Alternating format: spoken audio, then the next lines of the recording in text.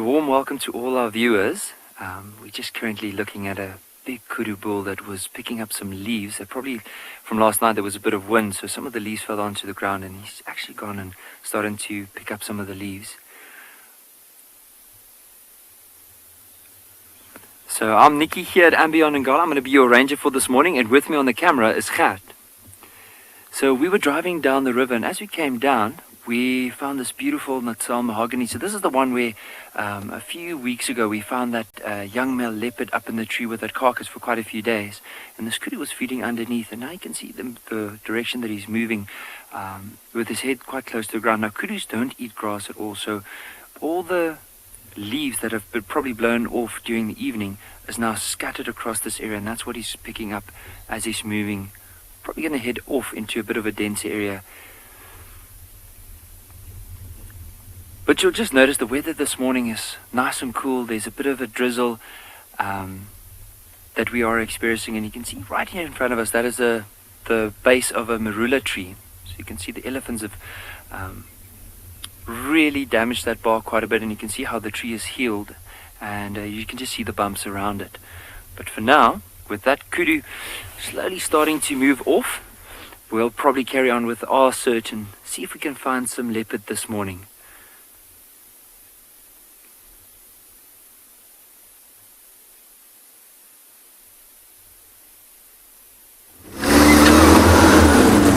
We've just had a very strange thing happen here. These elephants have just kind of quickly started running off through the bush there. Now, that can be for any number of reasons. See how they've suddenly stopped and they're listening and they're looking?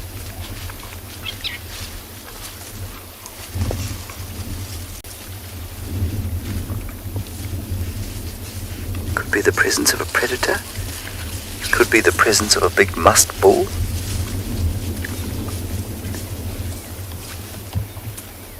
There are two stragglers who are just going to join the rest of the herd. I can hear them talking to each other.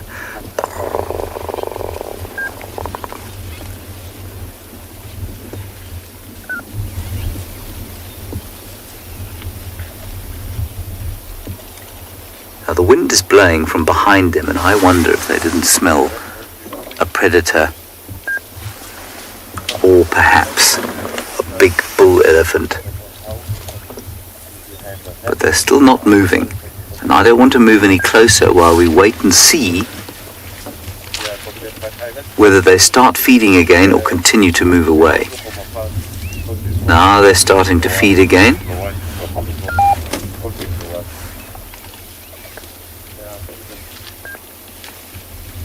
There we go, they seem to have calmed down.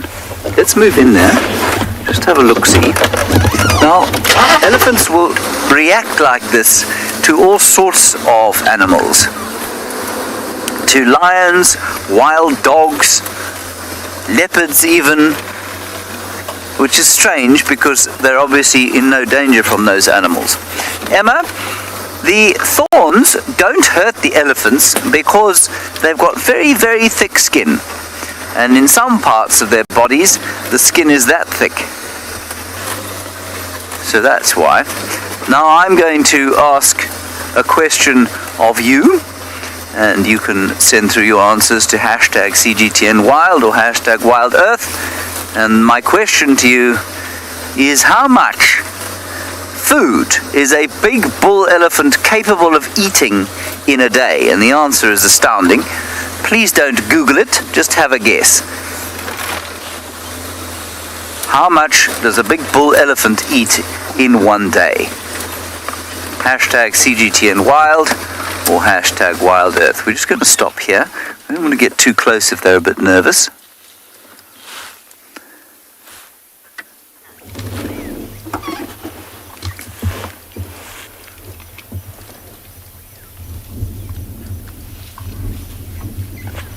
You can see they've started feeding again. They're no longer running. They're no longer stopping and just listening. And there's actually, I know that there are a lot of sticks in the way, BK, but the cow just in front of us has got a recurved tusk. Can you see that? One tusk is straight and the other one kind of curls down around the back of her mouth. So she's very easily recognizable. That is a really astonishingly directioned tusk. Huh. Now that's just like having skew teeth. Some people are born with teeth that don't grow very straight. I was one of them. But where I had orthodontics, this poor elephant did not. I don't think it probably affects her life at all, though.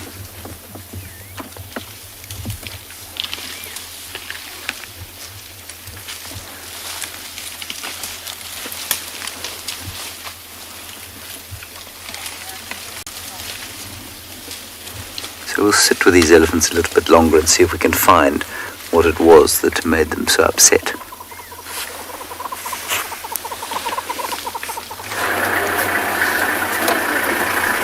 Welcome back, guys. I am at the river, the beautiful Mara River, and I have 2 Egyptian geese and some hippos. This is where we've been seeing the crossing. It's called Kaburu's Crossing. There is some wildebeest a long ways out in the open plains, and I'm here to wait for them. Note that we've been very lucky. Every time we waited long enough, thank you for your patience, we've been lucky. So I'm staying here because sometimes position can be scarce. Some people, everybody wants to see. So I'm here waiting to see if they're gonna come until the end of the show. This is the crossing that is nearest to camp. So we've been very lucky. It's about maybe 25 miles. Yeah, I started quite early. And this is the beautiful Mara River that cuts through the Mara and ends up in Lake Victoria. Starts in a place called the Mau. And it is a big swamp. Stretches about 150 kilometers to where I am, and then extends all the way to Lake Victoria. This has been a crossing that I have witnessed many crossings over the years. Some of them very successful, everybody making it across, and some of them many dying, especially when we've had rains and the water is high. You can see how high the water can come all the way up there. It means most of the animals are swept downstream. Remember, it is infested with crocodiles, the moonstar of all the lords of the African waters. They can be as long as around 21 feet and can weigh up to a ton. And you might not see them now, but I tell you, they are lurking somewhere.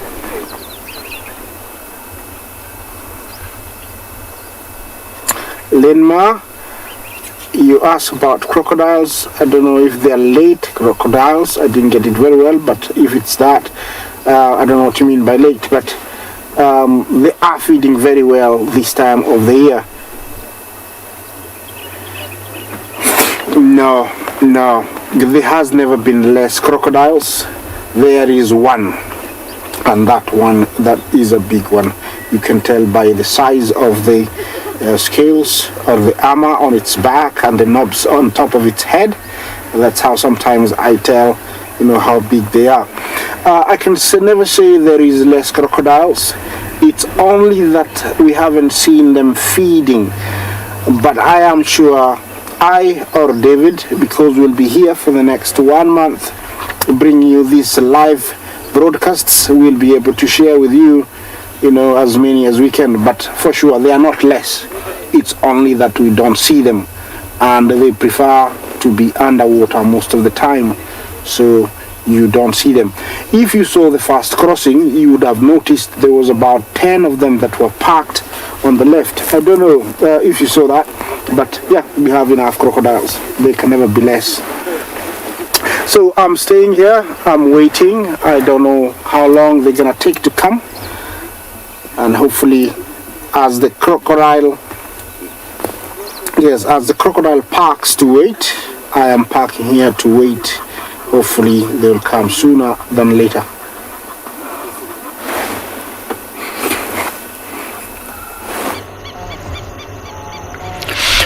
Well, some of these wildebeest you see here, at one point, maybe today or tomorrow or next week, they may end up where Isaac is by the river.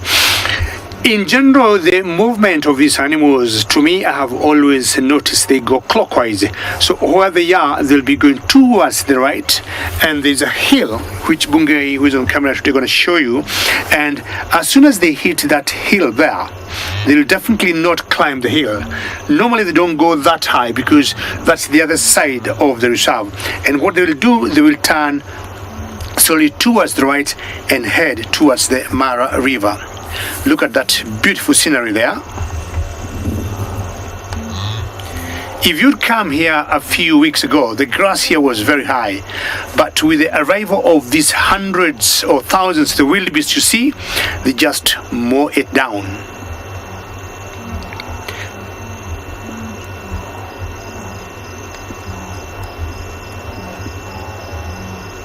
Community Club, you'd like to know how much the migration lasts. I'll tell you, the migration is non-stop. It goes all around the year between the Maasai Mara and the Serengeti National Park in Tanzania, and it only pauses in the month of February for about 2 to 3 weeks, and that's when the females are calving or when they're giving birth to their young ones. After that period, and once the calves are strong enough to start suckling and they can walk, the migration starts again. So it goes around all the year non-stop, apart from that time when they'll just pause and give birth and the youngsters are enough to walk and let's go. So what you see there, that's what they will always do, walking in a single file. But funny, you see some are eating, some are moving, because amongst the thousands of the wildebeest like you see there, we got small tribes, we got small groups in them. So a particular tribe or particular, let's say, class of them will agree it's time for us to move while the others stay back. And either way, they are always in touch. And we normally hear a lot of new.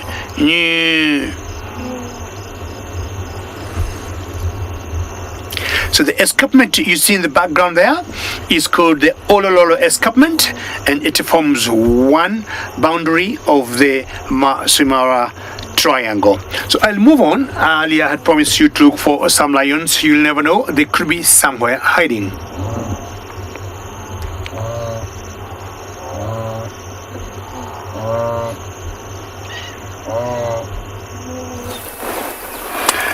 Hello guys, and look what is happening. The first ones have arrived, and I think the game is on. It is amazing.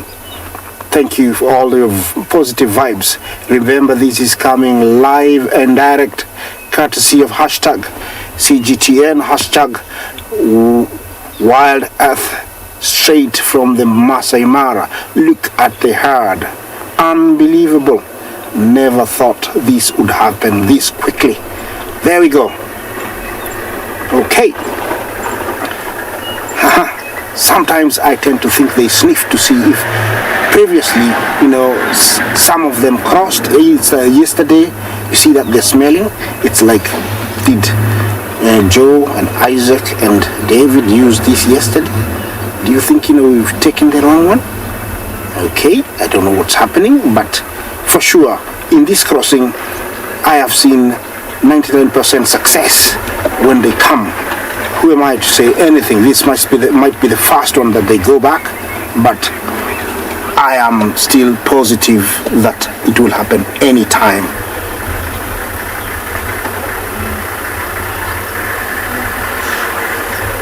Ian, thank you for your question. Well, that is a very interesting question because I have never seen them cross from where I am to the other side. They always use this crossing to come from the other side to this side. Thank you for that beautiful question. Okay guys, pressure is mounting from behind. Remember, sometimes, when pressure, persists from behind, it pushes the first few in and then the crossing is on.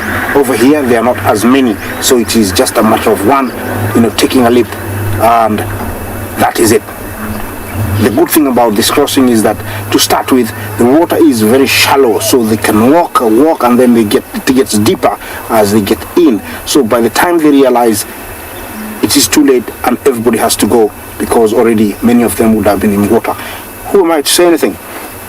I'm giving you too much hope, but let's wait and see. Wow. Yeah, you never know that they could cross this alley. You're very, very fortunate that we don't live very far to bring you this live coverage from the beautiful Masai Mara. Willie Gal, thank you. Did you say that my heart is racing? I'm getting used to this, but I must tell you, it has increased a little bit, I think, by 2 heartbeats.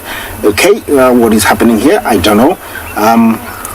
Let's wait and see. It is actually racing now that they're going back, because I really want to have this done with. Then I can focus on something else. Well, I don't know if I can give it time. Will they cross in 10 minutes or in 5 minutes? Anybody? What do you think? 5 minutes? 10 minutes? They cross?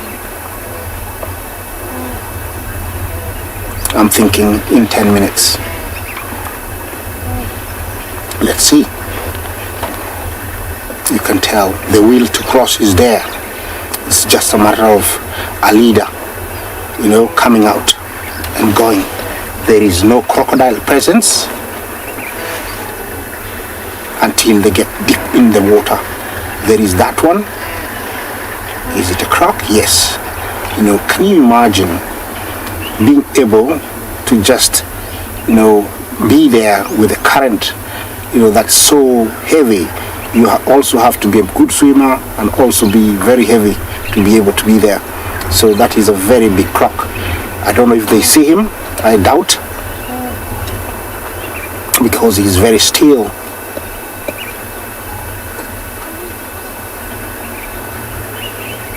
Yeah, this is what happens. They arrive, they mill around, sometimes they lie down, sometimes they walk back, 100 meters, and you think it's over, nobody's going to cross, and then all of a sudden one turns around and it happens, and sometimes they turn around and go forever.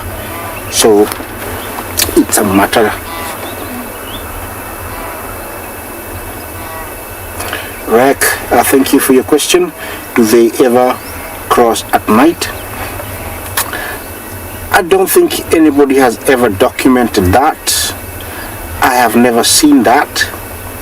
I still stand to be proven wrong, because they might, but also I think it's because nobody is allowed to be in the park and follow or put a camera here, for like 24 hours throughout the migration to see the crossed. I don't know. They've never been nobody has ever witnessed seeing them crossing at night. It's only very early in the morning and late evening. Look at their white beards. They stand out. White bearded emu, they're called. You wonder sometimes what goes around their mind, why they really want to cross and why they're there. It's like I waited this the whole day yesterday, now I'm here, but do you think it's safe? No, let's wait a little bit. I think I saw a crocodile, so I'm not gonna go now. I'm gonna wait a little bit. You wonder what goes in the mind. Somebody might say, I lost my friend here 2 years ago. I'm not going until somebody goes. Remember, I said 10 minutes. I don't know, I think we're about 3 minutes now. Do we have a leader coming? I think in this crossing, this time of the year, this is the longest I've waited to see them come and go, because behind them there's some bushes and it's scary, or they don't want to go back because they think there might be something in the bushes. So they always come, and for sure it's almost 100% they go. and this is it's taking a little bit long.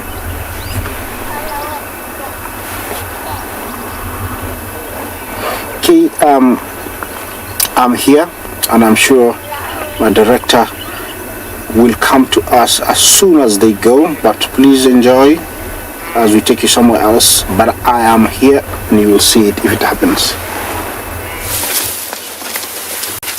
We are having the best time here. This whole herd of elephants has started coming closer and closer to us just to investigate and say hello. And at one stage there were about 5 of them, no more than 3 meters away from us. Look at this little one trying to steal a bit of food from an older cousin or sibling.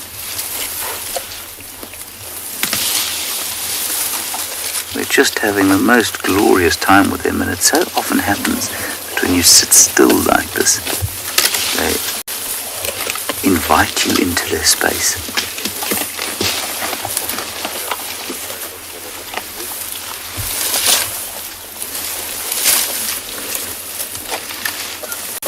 You can hear them tearing at the grass, picking out roots, flapping their ears.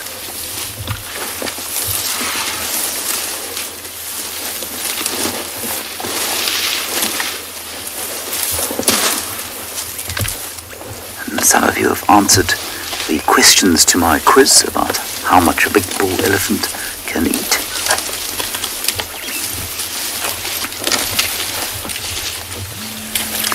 Jetpack Boy has got the answer pretty much correct with 300 kilograms of food a day. Yeah, a big elephant bull will eat about 300 kilograms in a day. That's unbelievable. And when you consider the population of the Kruger Park is probably about 15,000 elephants. And, 15,000 elephants eating that amount of food a day obviously makes a massive difference to the vegetation of the area. Does he? No, not half of their body weight. Remember, a big bull elephant weighs up to 6,000 kilograms. So, no, they're unable to eat 3 tons of food a day. That would be extraordinary. I imagine the entire Kruger area would be a desert if that was the case.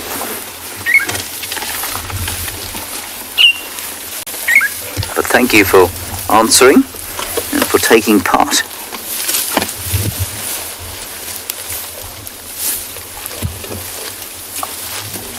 Having this wonderful interaction with them.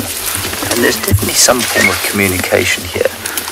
We don't really understand what it is, other than for them saying to us, yes, we are comfortable with you. Nobody's given us any kind of threatening sign. They haven't shaken a head at us. They haven't suggested we move away. So we're just sitting and enjoying as they've slowly surrounded us.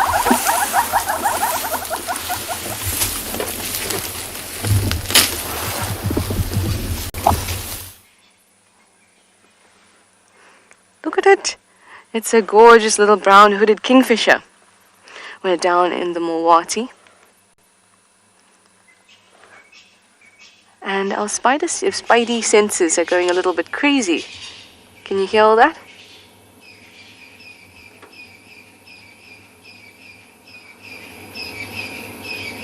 Franklin's, Sparfle and grey go-away birds are going a little bit crazy up on Twin Dams Road.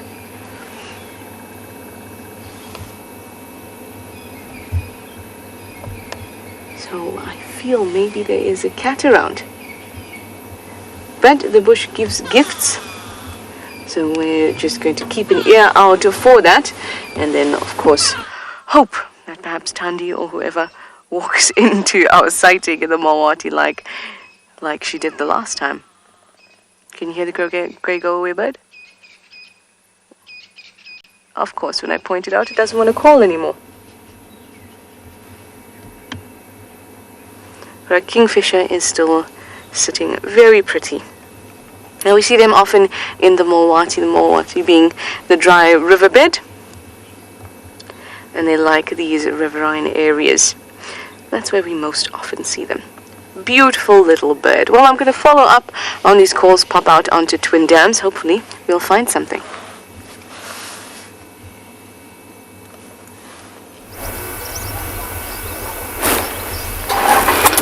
Okay, welcome back. Same position, same situation. Most of them have moved back, but I can see a few that are coming back. Look at that. Remember, with wildebeest, there's never a leader. Even a 4-month-old, if it decides I lost my mom yesterday and I think I left my mom behind the other side and decides to go across, everybody will follow. An old one, everybody will follow. So there's no leader. It's a matter of one deciding to go and everybody goes. At the moment, it still looks promising, because if you sweep back, James, you will see there's a few. Okay, once you're done with that, you will see they're coming back. We don't need actually to zoom in. You can see they're coming back. So it's a matter of time. My 10 minutes are gone.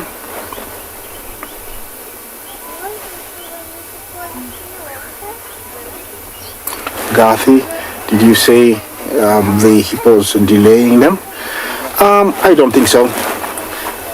If they were afraid, they would be far out.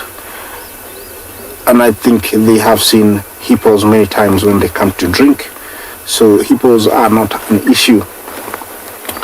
Here, the issue is what is lacking in the water. The issue is not what's lacking in the bush. You can tell everybody is looking at the water. So most of them are worried who is in the water, how many crocodiles are in the water. I would say if I was a wildebeest, I would have gone now and now, because it is cold. Most crocodiles need to warm up to be able to swim faster because they're cold-blooded. So right now they would swim slower, and right now most of them are sunbathing. They are not here. It could be farther away from here, so because I don't see many crocodiles. So this is the best time for the wildebeest to cross. Here are the hippos, and they're quite far out from where the wildebeest should be crossing. So they are not a hindrance. They are not a problem. The problem here is who is in this water. There is one. Same guy. He knows there's a potential meal coming soon, and he's just, I think his tail must be going very fast to keep balance so that nobody notices him. Or maybe there is a rock there. He's like wedged himself into the rock so that it doesn't get washed downstream. Yeah, the current is heavy, so definitely he's either holding the ground, he's swimming fast, or he's wedged in a rock. So this is the kind of thing that's stopping the wildebeest from crossing. What is lacking in the water. This is typical of a crossing during the migration time.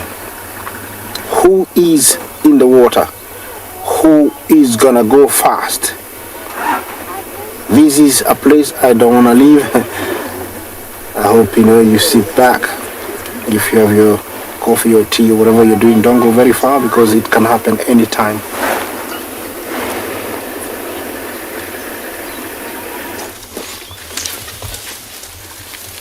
Trying to predict a wildebeest migration crossing, even when they're sitting on the banks of the river, is nearly impossible. So if anyone can do it, I hope Isaac can. 10 minutes, let's hold him to that.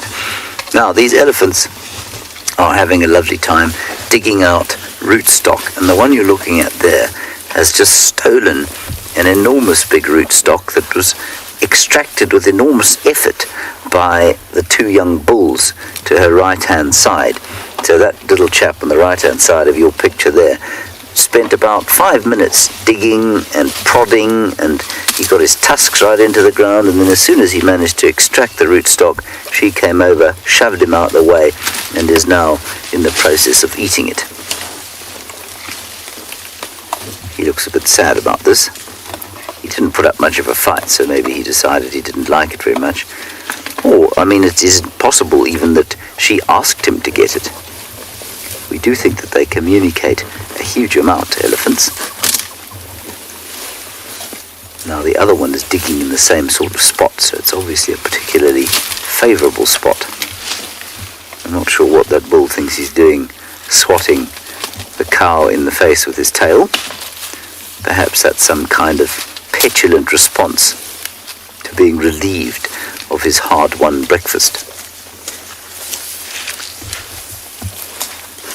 Now just look over here. The same thing is happening again, where they've heard something. Something has arrested their attention.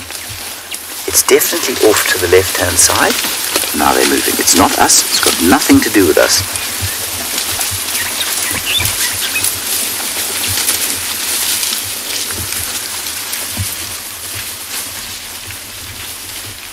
It's either a predator, like I say, or a big bull.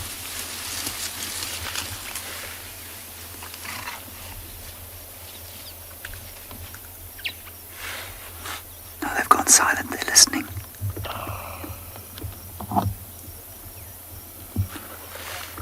They're more listening to each other, waiting for a command to move on.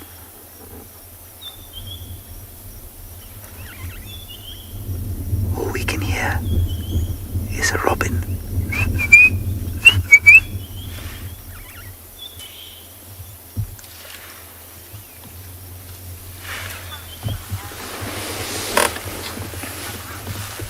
Well, yes, Nancy, could indeed be a bushveld gerbil or some other kind of tiny rodent. Now they're talking to each other.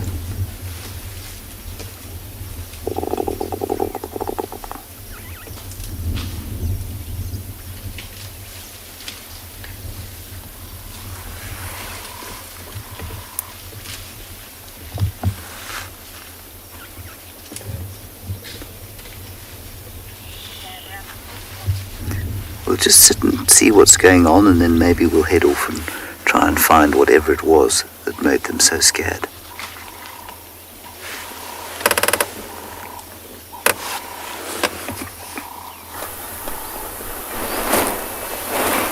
Okay. Same old story. Waiting game is the same. Yeah, they're still there. 5 meters to go, and till they touch the water. This is very normal during the migration time to see small herds crossing. Yeah, we have been fortunate to see them this way, but I cannot say it's been bad, because sometimes some people come and stay here for 1 week and they don't see anything. So appreciate seeing this. We will be sharing with you when the big herds also cross. I'm sure it's going to be in the next coming weeks. We have a lot of wildebeest in one area, and for sure they will exhaust the grass, and also they want to drink, so they will be forced to come to the river quite soon. Yeah, that's a fully grown male leading there.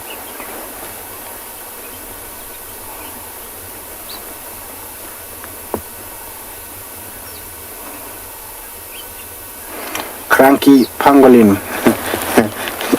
Interesting name. Yeah, I love it also. How long does it take for the environment to recover? Well, they don't do any damage to start with. They only make sure that the grass that would rot or become moribund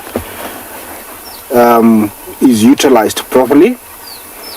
And the one important thing they do is, while they're here, all their droppings they leave dry up with the sun and being spread by their hooves.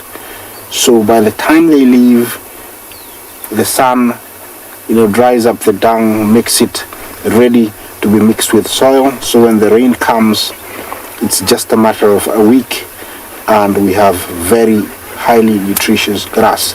It doesn't take long, but they actually don't do damage. They are actually important, because without them, some areas will not be visited by smaller grazers that are not tall like them, like Thompson's gazelle, impala. They'll avoid areas with long grass because predators can stalk them and actually hunt them. So these guys play a very big role in making sure, utilizing the grass, so that the younger or the smaller antelopes can come to certain areas. They play a very big role. Yeah, and also, you know, while they're here, a lot of people benefit. You might think, you know, they deplete the grass. Well, they do that, but also their droppings is utilized by the dung beetles. When they cross, you know, the ones that die, the fish feed on them, the predators feed on the carcasses, the vultures utilize the rotten meat. So they're actually a very important part of the whole ecosystem, the wildebeest and the whole migration. Everywhere they go, usually it's after long rains and the grass is almost 4 feet high.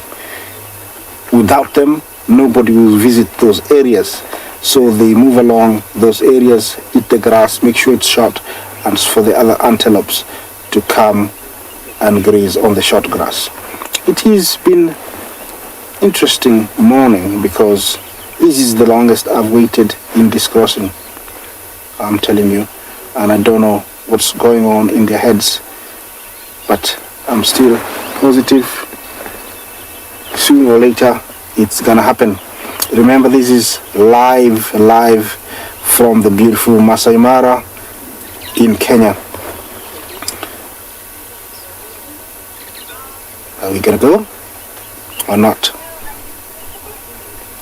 It is not the hippos. It is not the hippos.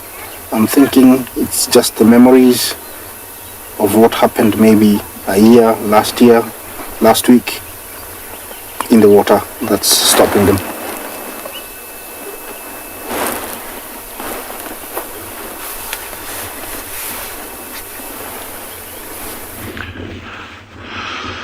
Good morning, everyone. It is fantastic having you with us. It is really good to see you all from a somewhat, let's say, nippy morning out here at Tswalu Kalahari. David doing what he does best as always on camera. Thank you very much, David. And my name's Dylan. The first bit of good news, actually there's two pieces. My finishing school classes went well last night, so there should be some improvements there. And secondly, and probably, well, actually more importantly, we still have 4 shell duck ducklings. So this has just made my morning for the second time around. Yeah, because every morning when we get to now, I'm like, geez, is there going to be another one down? But so far we've been very lucky, and yeah, let's hope it continues that way. 4 is actually a good number for them, and it's actually below the average survival rate now for the species. You're looking at anything between a 60 and 70% survival rate.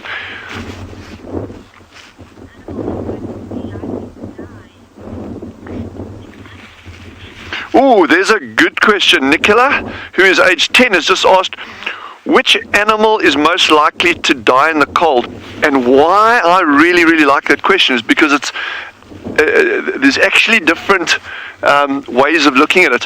One of the things that we find in in fact most environments that we're in, Nicola, is animals are so well adapted for whatever environment they are living in. So whether an animal is surviving or living in an area that's really hot, they'll be adapted, or really cold, they'll be adapted, or very rainy, or whatever it is. But what we find out here is if you start getting an animal that's compromised, in other words, it's been injured by something, it may be very old and its teeth are getting worn down, those kind of things, those are the animals that are most likely to battle when conditions become very difficult. So that could be extremely high temperatures, it could be a drought, it could be very little vegetation around for whatever reason, it could be extremely cold temperatures. So we've had a couple of examples of these ducklings that we've been looking at where we've actually found 2 of them lying next to the water, and when I'd found just the first one that had passed away, I actually thought maybe it was exposure, because we'd seen with 9 ducklings they weren't all getting under the mother properly for protection in that very cold weather. But then we found another one like that, and that weather was quite mild. So I don't think it's exposure. I think there's something else going on here. And then obviously the risk of predation. So, but Nicola, a very nice question there. Thank you.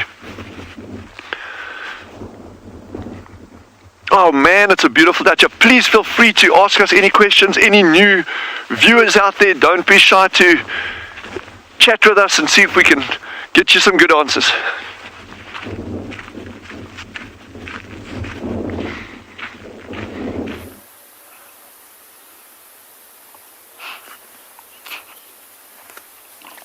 Good morning, everyone. Reserve is here. We have Craig right behind the camera, and as you can see, we just look at it a single lioness, which is perfect start this morning. So we're hoping she's gonna start hunting. As you can see, she's been trying to chase some impala, but she hasn't got the luck. Yeah. Look at that. She's looking far behind us. She spotted some giraffe, Nice. Wow, look at that position she's on. She might get up anytime, start moving, trying to hunt, but at the moment it's just resting for a few seconds, and when she feels more relief, and she'll start again. I'm not sure how she break from the pride, but she's one of the youngest from the mountain pride. But yeah, look at it now. She's just lying flat. And she's not very hungry. She might have had something maybe yesterday or a day before. Look how good camouflage comparing the soil as well.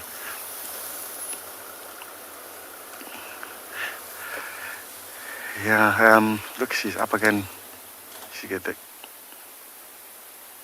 have to look and make sure she doesn't miss anything. Yeah, the weather is not very bad. Like we were worried about, we might get some rain, but looks like everything coming clear again.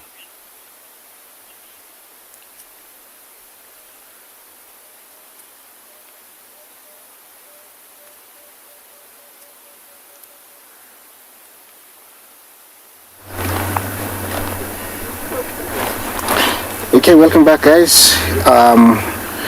It's going rather the wrong way, or it's happening badly. Maybe the water is too cold. They're heading out. So it's hard to predict what is happening right now. I'm still with them going across anytime.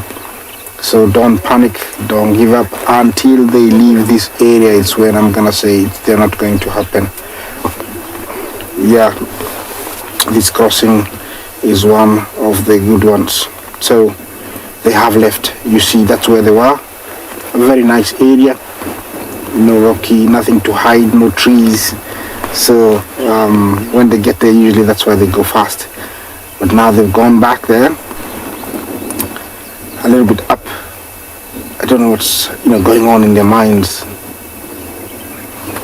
Sometimes I wish I could talk wildebeest, or to read their minds. You can tell everybody's still very focused, in crossing, looking across. Like, if I go deep in the water, I'll just walk those rocks across there, and all will be over. It's like that's what's going on in their mind.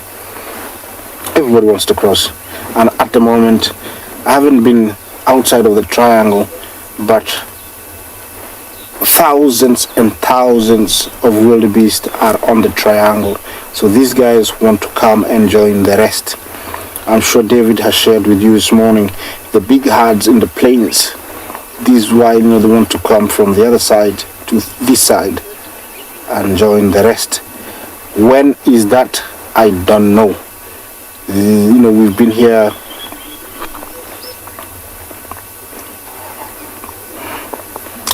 we have been here almost half an hour. Before that I was here earlier. So I'm gonna stay here. It is nice to learn more about the Mara and this river Mara that sustains the Mara Game Reserve throughout the year. The Mara River is the artery that brings life to this abundant African ecosystem. Thousands of animals live in and by its waters. from docile herbivores to dangerous predators. Thirsty animals must visit the banks, while travelers must brave the unknown threats just below the muddy surface.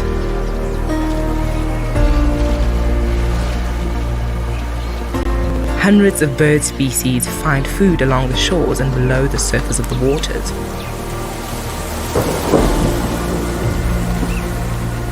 For much of the year, the residents of the Mara enjoy the bounty the river has to offer.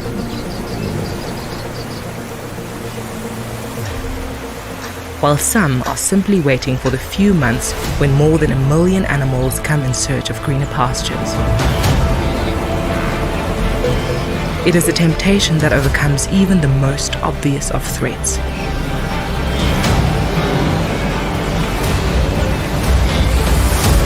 This is feasting time for one of the world's greatest reptiles. But it's not only the crocodiles that take a toll on the herds.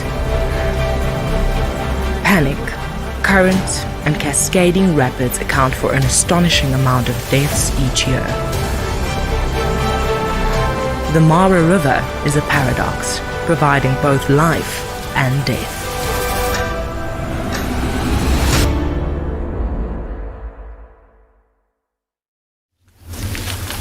It is amazing to me how exactly the same species up in East Africa can live such completely different lives in many respects to exactly the same species down here in South Africa where we are.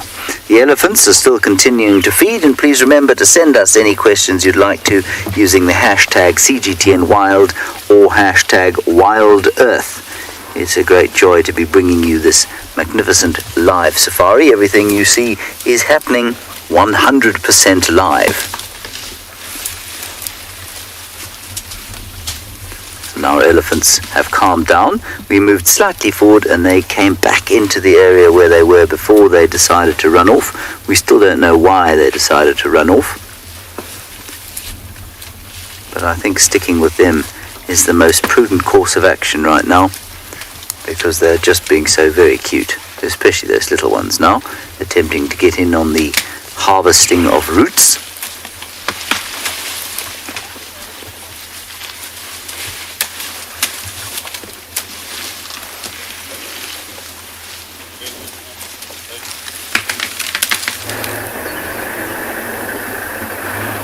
Yeah, the touching of water is very important.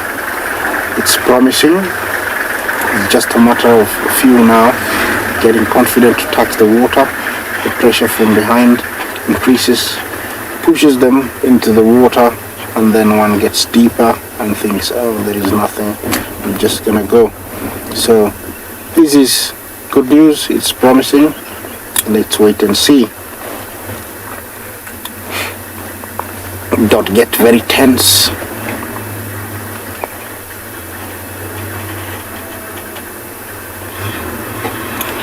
Colin, yes, you ask if the Mara River is the only way to cross. Yes. Okay, guys, I don't know if it's happening, and yeah, looks like we have it. We have it. It's happening. Yeah, like I told you, it's shallow and then it gets deeper, and by the time they realize they're too deep to turn back, it's happening. There we go. There we go, guys. Thank you for waiting. Once more, Mara, the Great Migration crossing. Amazing. Look at that. The crocodile is going. Oh dear. Is it gonna get one? Oh, why do you want to get the first one? Oh, got it. Got the young one, unfortunately. Oh, yeah, guys. Wow, it's happening. Unbelievable. You're very lucky, thank you for waiting. Now there comes the difficult part. The crocodiles do take advantage of them, struggling on those rocks. Those are the strugglers. Here comes a few from the back, racing. Yeah.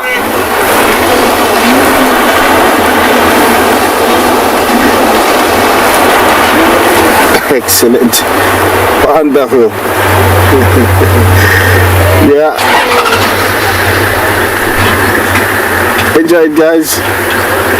Yeah.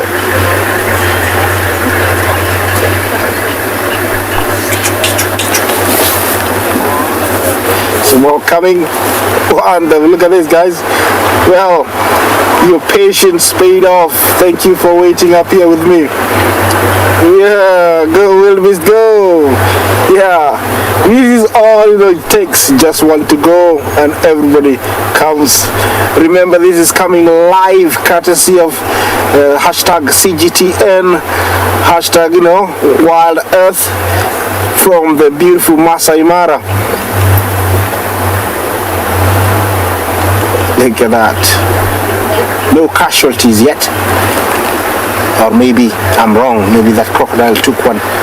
We never really took note, but we will be following up on that when all is done. That was quite a good number of them.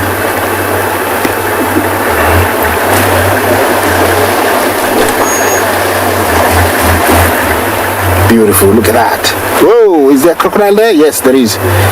Yeah. Oh, are we gonna turn back? Yeah. Okay, go down.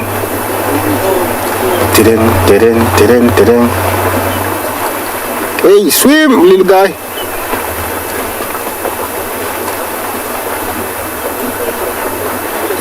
Well done. You made it. Magnificent. Beautiful. Go, go, go. Well done, he made it.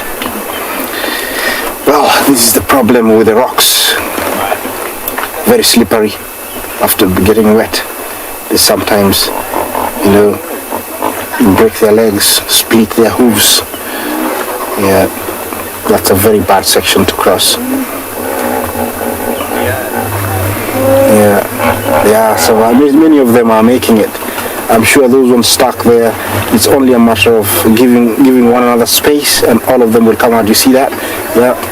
If they go one at a time, they all go. Yeah. Beautiful. Look at that. Yay! And there we have it. Another successful crossing. Now let's investigate and see if there is any casualties. Usually you see the crocodiles either swimming downstream with a body. Oh, there is a straggler. Look at that. It's a young guy, a yearling, from this year. You can't die, little guy. Please. Okay, recover. Yeah.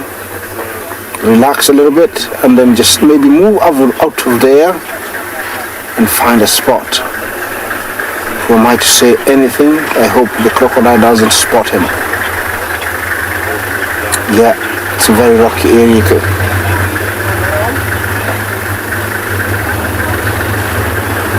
Sherby, you ask if the crocodiles will eat the wildebeest in the water. Yes, they will. Yeah, usually they get hold of the wildebeest or whatever they're eating from different angles. Usually it's better where there are more than 2 or 3, so that one can anchor the other one, and then they do their red death roll and just rip it off into pieces. Yeah, they only do it in the water. Are you gonna go, little guy? Yeah, you see those ears dropped, which means he's given up. He's very tired. He doesn't know what to do. But there we go. Okay, so relax a little bit more, and then you will have it.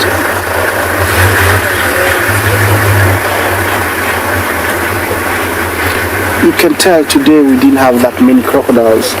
They've been eating well and very much like any animal. Yeah, you can tell he's very tired. Once they have had their fill, they don't show up, that often in the migration. Also, it's very early. They are cold-blooded animals or reptiles, so they will come out later. Yeah, he's very tired, you can tell. The swim wasn't easy, the tension, and also I think he had been struggling to get up there, but now he's learnt to do it slowly. There we go. There we go. He's done it. You cannot tell me that when he comes next time, he will just walk and cross. He will do what everybody did, stop, watch.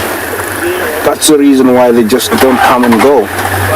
Yeah, you can tell he's still not running because he is very tired. Okay, do we have any casualties, James? Do we have any casualties? Do you see any? Yeah, I think everybody survived. Well done, guys. Beautiful. You can clap for yourself for waiting that long. Yes, and I'm gonna be leaving this spot and try and find you something else to top up that, but I don't know.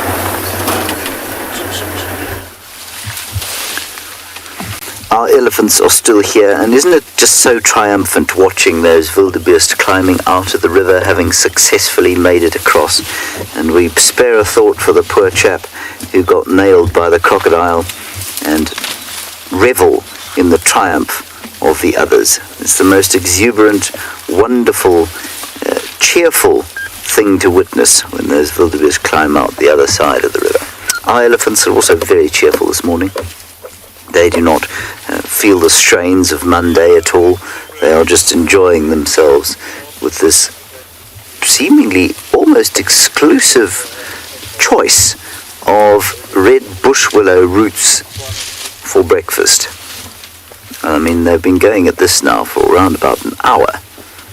And now we've got one big cow, one biggish cow, and two youngsters who are digging holes and trying to get bits of red bush willow root out. Yum yum. I've tried it. It's disgusting. It's extremely bitter.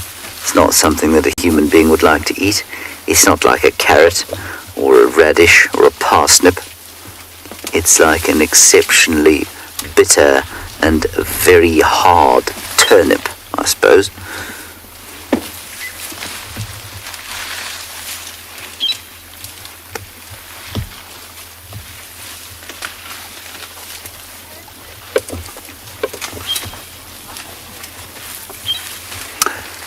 Hello, Curtis. There are indeed some omnivores in Africa. You're now looking at one. There's one behind the camera as well. Other than the human beings, which now number about 1.2 billion in Africa, they're all omnivores, or mostly. The other omnivores include the primates, so things like chimpanzees and baboons. They are all omnivores. Monkeys are omnivores. Some primates aren't, but most of them are omnivorous. And then there are some other mammals as well, like a civet. A civet will eat a lot of fruits and also is a predator, so it will catch small rodents and that sort of thing. Even a jackal species known as the side-striped jackal is known to be omnivorous. They will eat fruits from time to time. And you might even describe a strange creature like the duiker, common duiker, strange in so much as it seems to have fairly omnivorous tastes. It's predominantly a browser, but sometimes it will eat meat. It can sometimes scavenge, or it might eat bird nestlings, something like that. Many of the pig species are omnivorous, so bush pigs, which don't really occur here, except in exceptional circumstances, will definitely eat both meats and plants. So yeah, there are lots of different omnivorous lots of different omnivorous animals. Really nice question, that. Thank you. Look at that big piece of root being pulled out.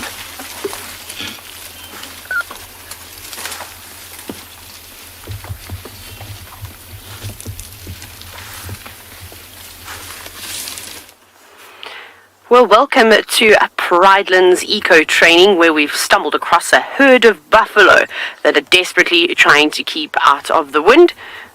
As are we, because it has not been very pleasant weather in the last 24 hours. My name is Taylor McCurdy, and on camera with me today is Sebastian Rombi. And like I said, we were sitting in the heart of the Greater Kruger National Park, part of Baluli Game Reserve. Now, it's very exciting because this herd of buffalo have been moving around on Pridelands for the last couple of days. And normally at this time of the year, wherever the buffalo go, the lions will trail them too. And we have picked up on some lion tracks that were moving around last night, but I haven't been able to find them. But now that we've found their favorite food, this might be a good place to look, so we'll make sure that we check at the back of the herd. But there's an enormous buffalo bull. Look at him. And look how he just stops to look at us as well. He's got a huge set of horns on him, and he's still quite young. So he's not even as big as some of the other bulls in this herd. But paying attention on this very windy day. Now, Sherby, great question. What do you do when a buffalo runs straight towards you? I suppose get up a tree. That would be my option. No. So the most important thing is when you are in the bush, say if you're on foot, is that you mustn't run. Obviously, every situation is slightly different.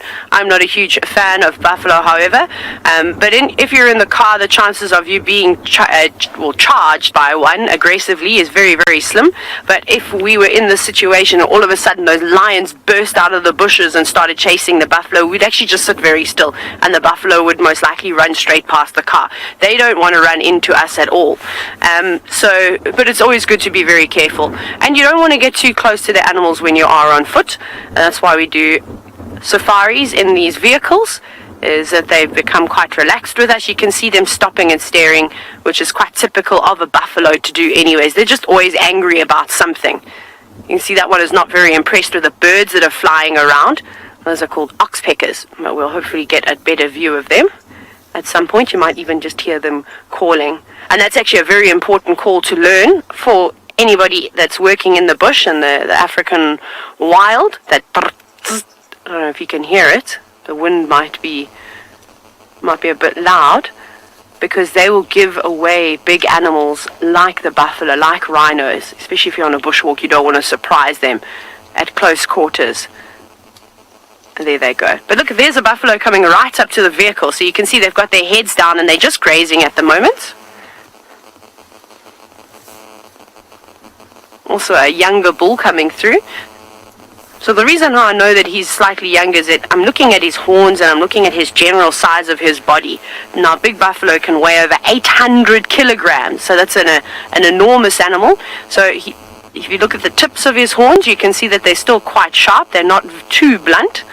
And the big helmet on the top of his head, which we call a boss, is not as well developed. It will probably get a bit bigger than that. Oi, careful boy, he tripped on something. And he's just not filled out enough. We'll try and find a much older bull so I can show you the difference. But here's another fit youngster. And it's quite cool how they all have a specific role within this herd. So these boys are just on the flanks of the herd, and might see as this herd sort of finishes up we should see some older bulls now coming through, because they sometimes lag behind. And here comes a cow. Hello girl, so you can see how much smaller and how those horns are not as big as the boys are.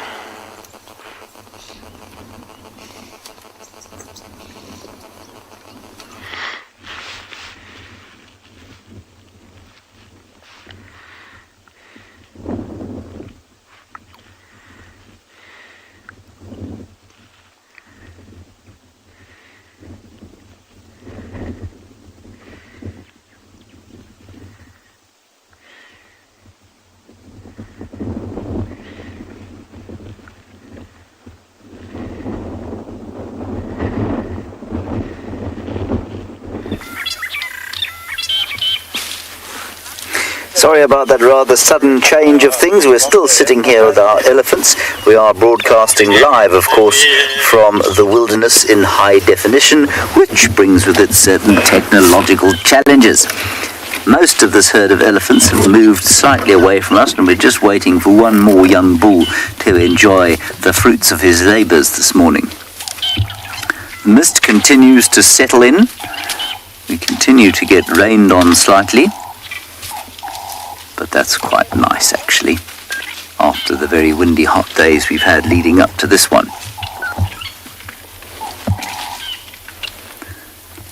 And you can hear perhaps the sound of a Cape turtle dove, which has now stopped calling, naturally. The only other bird you can hear is the fork-tailed drongo and the laughing dove.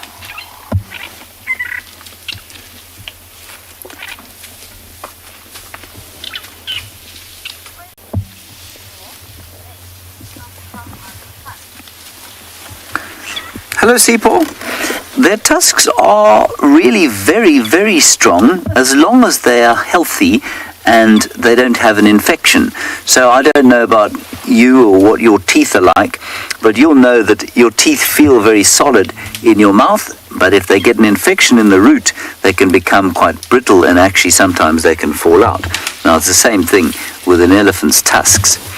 That particular tusk you can see has been used a lot to dig bark off trees and dig roots out of the ground, and they're very strong. They can do that.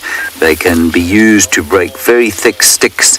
They can be used to attack each other sometimes if they're having a big battle, and you can see that there's tremendous force exerted on them. But there's a big thick root that runs down the center of that tusk to around about where it emerges from the mouth. And if that root gets infected and there is an interruption to the blood flow in the tusk, then it can be quite brittle and it can fall out. So you'll sometimes see elephants with either no tusk at one side or where the tusk has been broken. But they are very strong, much stronger than, say, a tabletop or a piece of wood.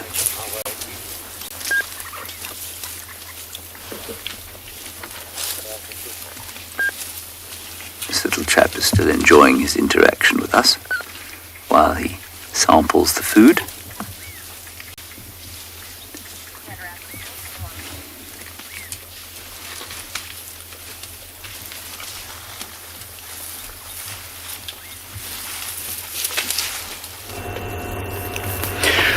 Well, I've not been very lucky to get to the lions I promised you, but I thought we look for something else. And what we got here are my favorite of all the animals we got in the African bush. And these are the African elephants. Now, the main reason why I stopped, apart from, watching this beautiful herd of elephants, is that very small, tiny baby in this herd. Look at her. It's time to have breakfast. Like we all know, elephants eat lots of food in a day, lots and lots of food, and they start eating, spending like 3/4 of the day feeding. Now, this youngster here, I have no idea whether she knows exactly what she's doing or she's just playing with the grass here. And maybe learning how to eat as she grows, because they are very intelligent animals, and she watches. We have seen once in a while elephants, especially the mothers, training the young ones what to eat, how to get it from the ground, and also what to avoid. And they learn as they grow older. You see those other two youngsters there, one has bigger tusks than the other, and anything 2.5 years, the tusks will always pop out, and you can tell the other one is definitely, my guess is under a year, very young.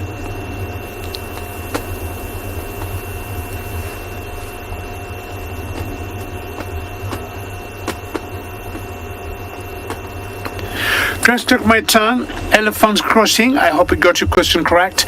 We have seen elephants crossing the Mara River, not like the wildebeest, but if they choose to go for food, as we see on the other side of the river, we have always seen them cross at ease. But unlike the wildebeest, they do not look for, or they do not cross at those dangerous and difficult places. They look where the river is wide, the river is not very deep. They most likely go have a drink, sometimes have a swim, and then cross to the other side. They comfortably do that.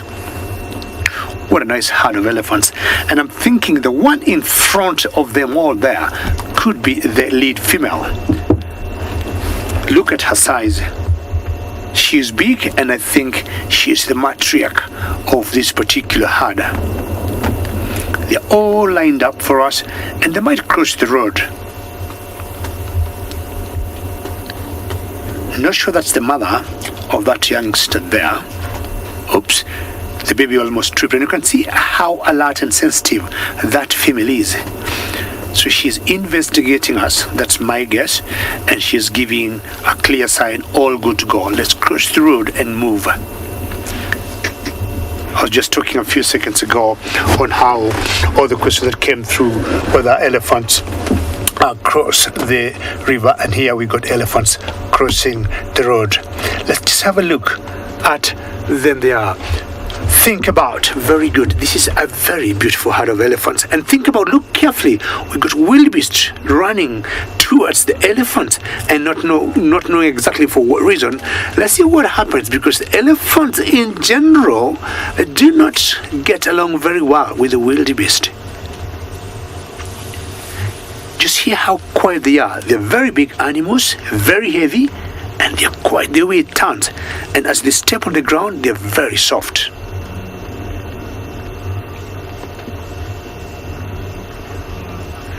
Look at the beauty of the Mara. Elephants, the wildebeest during the migration. Why did you turn around there?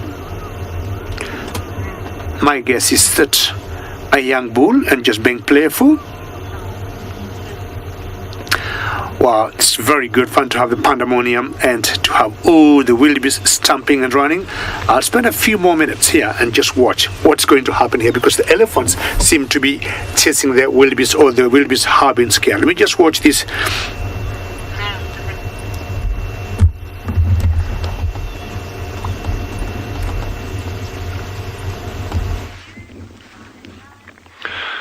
So going from these incredibly huge denizens of the Mara, these beautiful elephants and these massive herds of wildebeest and things, to one of the smaller denizens of the Kalahari, these little meerkats. This particular group is one that we've been following with a lot of interest over the past couple of weeks, or the past 3 months now, and with varying degrees of success. So the ones that we're looking at here are not the rock stars. These are not the ones with the pups. This group is known as the Gossas, G-O-S-A-S, the Gossa meerkats. And these are the ones that actually had pups. The group size was 6. Then the alpha female had pups. And then we had that honey badger incident. So those of you who weren't following us at the time, we actually got to the burrows the one morning, and there'd been absolute mayhem. Honey badger and a cub had moved into a burrow system about 100, not even, probably 80 yards away from where these meerkats were living. And we knew something was up, and then the next morning when we got there, the burrow had been dug up pretty extensively, and 2 of the sub-adults were gone, and all of the pups were missing. So that was almost certainly the work of a honey badger. And then they relocated down to not this burrow system, but one about 120, 130 yards away from here. So it's actually really nice to just catch up with these little guys. There were 4 last time I'd seen them, but I'm only seeing 3 now. There's those 2 there, and there's another one out to the left-hand side. So their fortunes really go up and down. I mean, and there's so many environmental factors that come into play there. And I'm like excluding predators from the equation completely. I mean, that goes without saying that they're going to be on the menu for a lot of things. But in terms of drought, fire, disease, animals like this are prone to getting things like rabies. And a disease like that can really wipe out an entire colony. Although we don't see that frequently, it's not common here. And then, if you get particularly dry years, the food resources can absolutely just tumble. And that would obviously have a huge bearing on the survival rate of any pups that are in the group, and sub-adults, and occasionally even older animals. So these little guys have really got their work cut out for them in terms of surviving. But that's one reason why they've got these very, very close-knit social units. It just aids hugely in vigilance, looking out for predators. But they are adorable, I mean, yes. So they would have got up probably 15 minutes ago, I'd say. 15 to 20 minutes ago at the most. Yeah, those of you who think it is sad, I 100% agree with you. I mean, believe it or not, I was pretty cut up about those, probably more so than the meerkats, pretty cut up about those shell ducklings yes, they were, I mean, I'd put so much effort into locating the nest and, the adults, and David was probably the first cameraman ever. Just, I'm putting it out there, those of you who don't know. David, I'm willing to take a bet, is probably the first cameraman ever to actually record and film a shell duck female flying in and landing at a nest site and going underground into the burrow, because those ducks nest underground. And I've scoured the internet, I couldn't find any footage.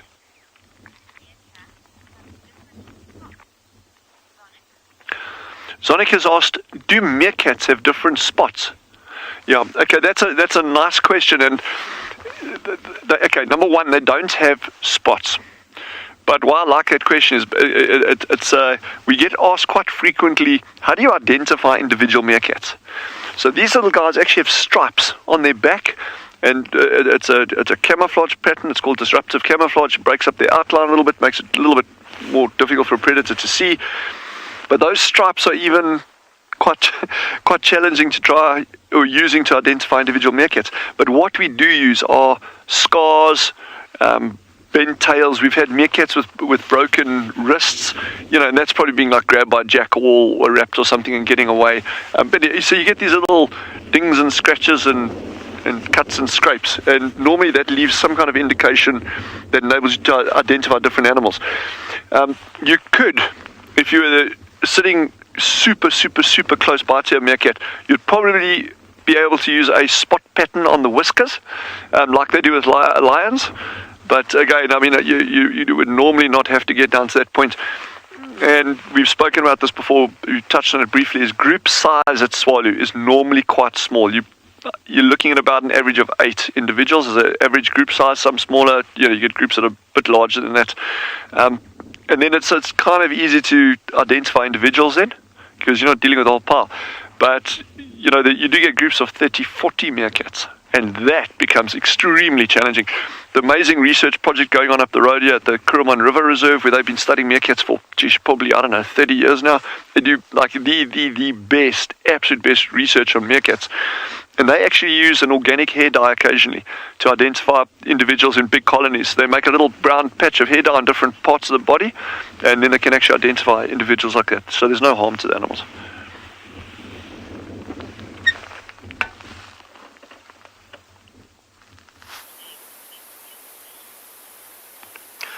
Welcome back, everyone. Again, we're lucky we're still here with that lioness. She hasn't moved yet, but she's been lying flat, lifting her head up again, trying to check and see if there's anything around. I'm not sure if he's going to move, trying to find the rest of the pride. But I know that sometime when of the lionesses in this age, to separate from the pride for a little while, that's also good time for her to be able to hunt all by herself when she's ready for breeding. When she has her own cubs, she'll be able to hunt. And it's like a kind of training what she does at the moment. So it doesn't really surprise me to see that. You see, she's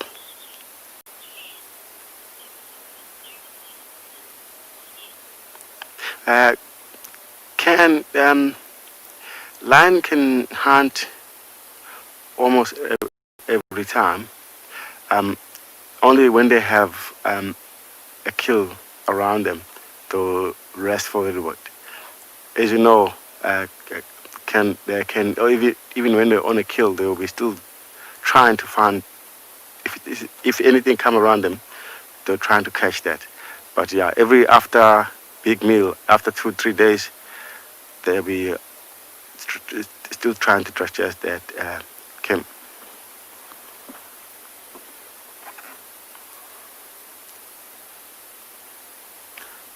Look at the ears, flipping the ears. A little bit more flies on her. And she's in a very good position where she's chosen. And she's looking farther down. Well, it doesn't look like she's going to move anywhere. She will just stay here and wait and see what she's going to decide.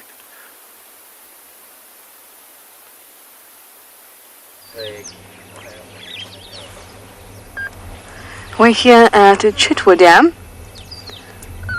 with a number of really nice birds, but the pied kingfisher that we had seen has flown away. Hopefully it'll come back. That is such a pleasure to watch, because when they hunt, they dive down into the water, then they hover above. So I'm going to keep an eye out to have a look for that guy. But we do have some hippos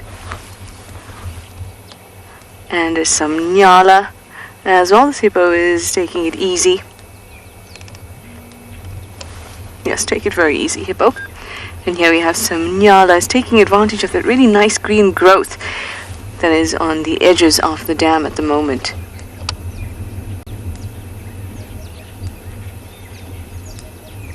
See that these are female, and the male is close by. He's actually just to the right there.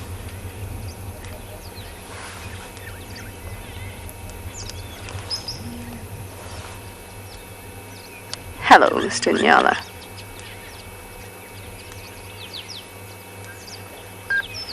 Very nice. It's really beautiful as much as it is cold out here today. There's lots of flowering knob thorns. Really, really pretty. And we have our fish eagle all the way on that side.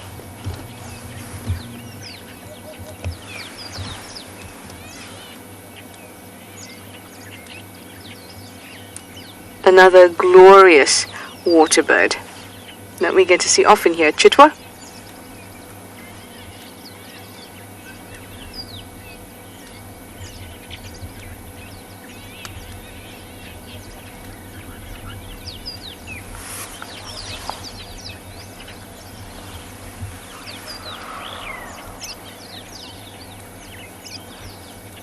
I'm having just a tiny bit of trouble hearing what name that was. I think it was Zoe. Was it? Phil. Phil. Phil. How many kingfishers do we get? How many kingfishers do we get here? We get the pygmy kingfisher, which is very, very pretty.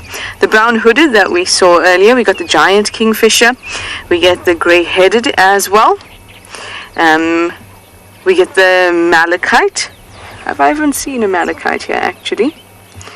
Yes, we have. Oh, well, there's a possibility of getting it, but I've seen a pygmy, which looks similar to me, but I haven't seen a malachite here. We get the pied kingfisher, and of course we get the woodland kingfisher that brings summer with it, and its iconic call. I think of them, the pied kingfisher is my favorite. I really wish I could find it for you. I'm scanning.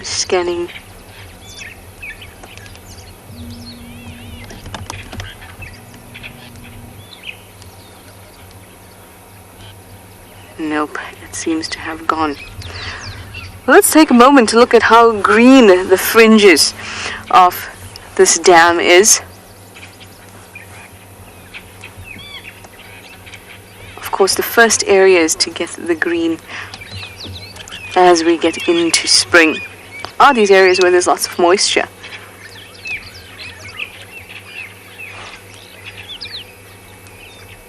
And you can see that all the knob thorns around are already flowering, where some in the dry areas are not at all. Well, we're going to keep on moving on Chitwa.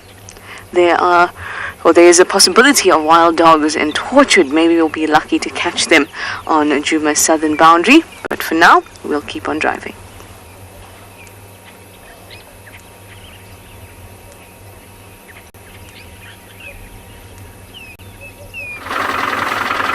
So the buffalo have been on the move. They've taken us on a bit of a runaround because some of the big bulls are getting quite feisty with one another, and they keep bumping heads, and then the whole herd freaks out and stampedes away. So you can see them just running in front of us. I think it also is due to the fact that it's so windy and that they aren't able to hear as well as what they normally would. off they go.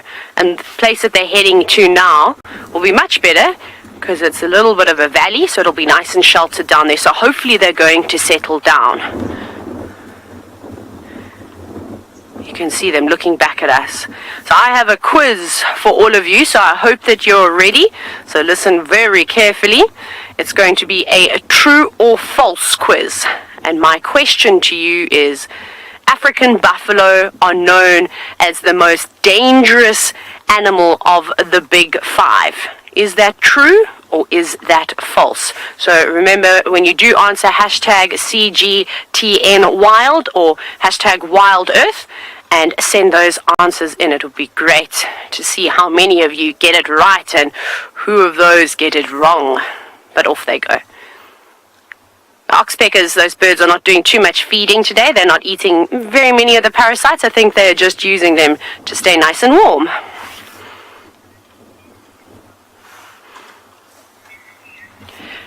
Sierra, who's just 8 years old, and buffalo are very powerful animals, and they can actually protect themselves quite easily from the lion, so it's difficult to see them now as they disappear. So we've been looking at those very, very big and sharp horns.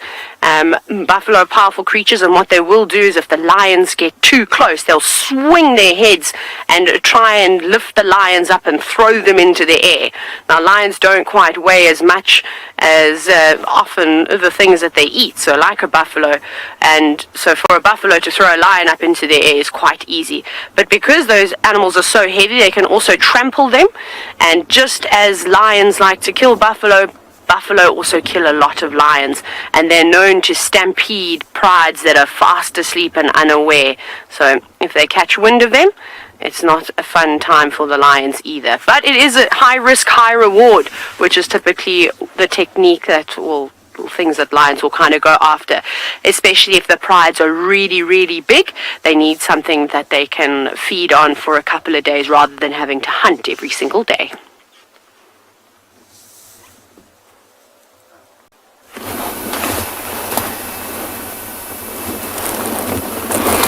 Hello guys, and I hope you're still there. Another sighting. A big, huge herd of wildebeest heading my way, and behind me is the river. Destination is a crossing. So this is another one in the making. I don't know how long it's gonna take, but definitely if you look way back, you can see small lines and long ones, all of them heading my way. This is an area called the main crossing. This is old traditional crossing that many documentaries have been shot here of the crossings over the last almost 60 years since the migration started. You see how they migrate? That's how they move in single files, long ones. Sometimes they break the line, they form another one, they join another one. Yeah.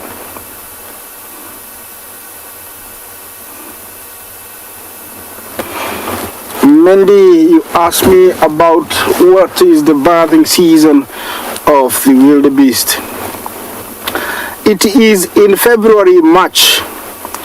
I was in Ngorongoro, Serengeti this year to witness that, and there was hundreds of thousands young ones born within a period of 3 weeks. So mating takes place during the migration, and then they hold the baby until they arrive to southern plains of the Serengeti.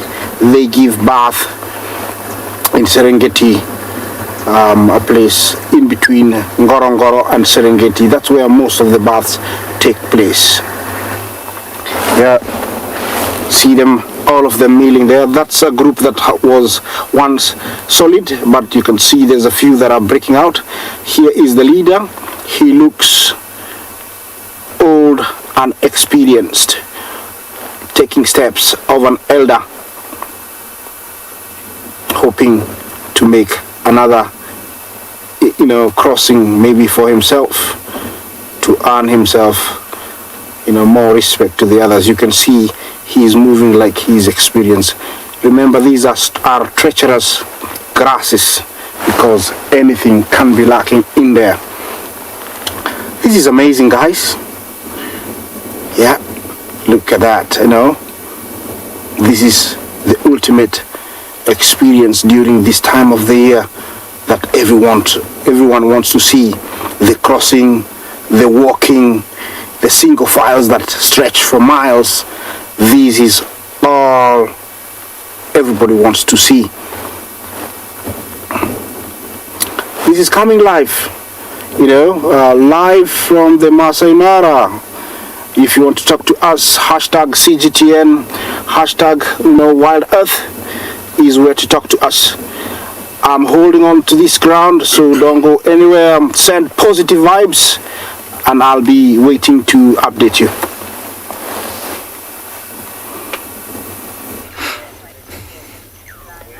We've come to the den of a group of hyenas, the Juma clan, and here are the 3 youngsters. Now there's only one adult here, and that adult is off in the bushes to the left of where we're sitting. And the rest of them are obviously resting after a heavy night out. Now for those of you who haven't met this crew before, this is very special for me. I've never met that little one before.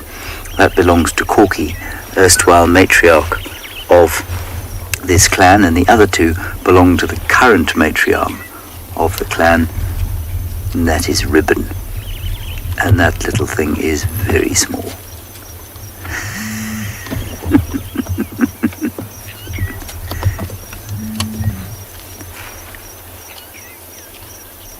They'll stay very close to the den most of the time. There might be another adult behind some bushes there that we can't see, which is perhaps why they are moving off in that direction and come scuttling back. I know this isn't the best view, but I think let's just sit tight where we are for now.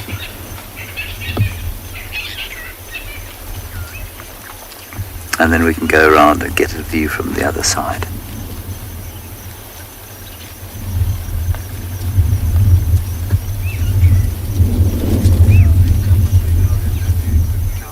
They are the most adorable little things when they're little.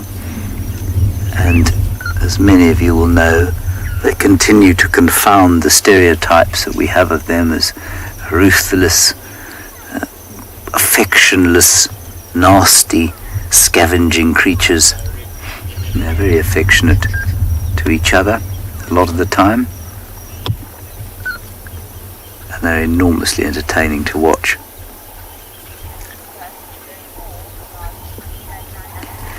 Now we've been watching hyenas here at Juma for a very long time. We've learned the intimate dynamics of the clans in this area and also of the massive, massive clans up in the Masai Mara.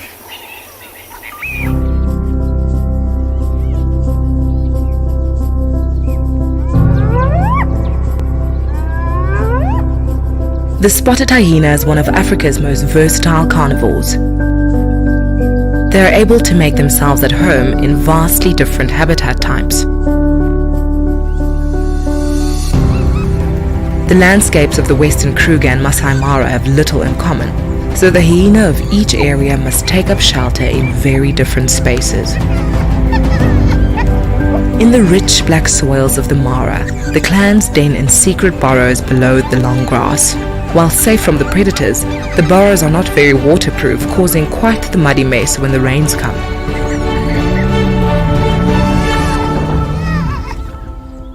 In the Western Kruger, termite mounds rise out of the sandy soil. Once occupied by aardvark or warthog, they are the perfect shelter for vulnerable hyena cubs, hard as concrete and dry for the most part.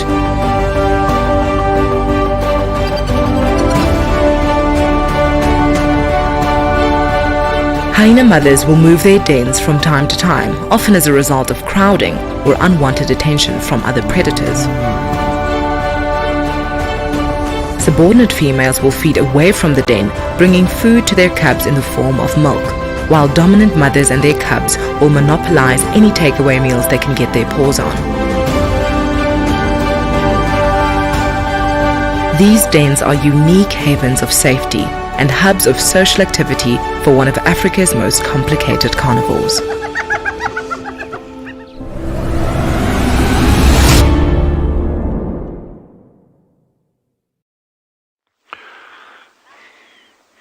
So I've just been listening to our colleagues chatting about spotted hyenas, and I mean, they're obviously completely different to meerkats, but in terms of their social structure, it's not that different. You know, you get this alpha female with the hyenas, what they call the matriarch, and with these little guys, you also get a dominant female, so we could call her a matriarch, and you can get a dominant male. So what happens is, the smaller the group, the less likely there is to, or the greater the likelihood there is to have one dominant female. The larger the group, and that's where it gets interesting, is that then you actually have a greater chance of having more than one dominant female. So you could have, and typically people say, oh, you'll only have one meerkat female that will breed in a group. It's not true. You can actually get, the larger the group size, and I'm talking about 15, 20, 30 individuals, you can actually have a number of different females actually breeding at the same time. And it's quite interesting as well. If you look at areas where you've got very high predation, like Tswalu, and that's just because of raptors, African wildcats, like we've actually seen a predation event by an African wildcat on one of the meerkat groups here. But the larger the group size of adults and sub-adults, the greater the likelihood is of pups surviving till adulthood. And that's really just a function of how much time and how many eyes and ears are out. So basically you're looking at your vigilance. The more adults and sub-adults there are that can do guard duty and watch out for predators, the greater the likelihood is of pups surviving. So when you get a group size like this, I think there's 3 or 4 individuals over here, that female could have pups. She could have 3, 4, 5, 6 pups. But the problem is the chance of those pups, all of them surviving till adulthood, is quite limited.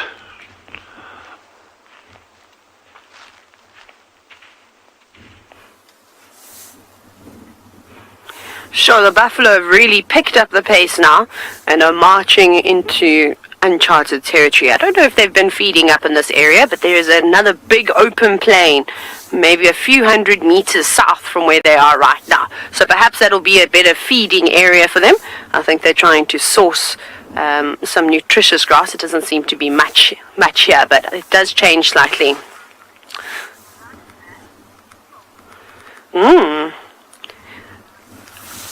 So now there's some answers coming through. Veronica, you've said false, and Matthew, you've said the answer to my question was true. So just to remind you, the question that I posed to you a little while ago was, are buffalo known to be the most dangerous animal of the big 5? And it was a true or false question. So it's interesting. So we've got half a 50-50, and that's normally the case. However, for those of you that said false, so Veronica, you are correct. Sorry, Matthew. Better luck next time. It's in fact the not the hippopotamus. Hippopotamus is not even part of the big 5. But out of all the animals in the big 5, actually no, I've made a big mistake. I should have said in Africa. So sorry, Matthew.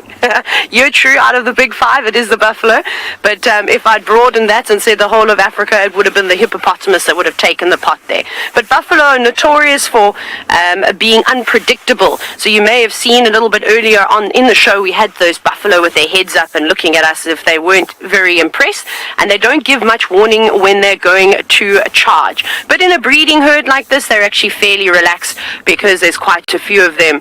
It's the buffalo bulls that leave the herd and form what we call bachelor herds. We call them dugger boys. They can't keep up with the herds. Those boys are very unpredictable, and if you catch one of them on a day and they are by themselves, it might not be a great thing. But the hippopotamus, however, even though not included in the big 5, is probably more dangerous than any one of them. But then, of course, you have to be careful of that little thing that buzzes around at night, the mosquito, because they kill a fair few people too.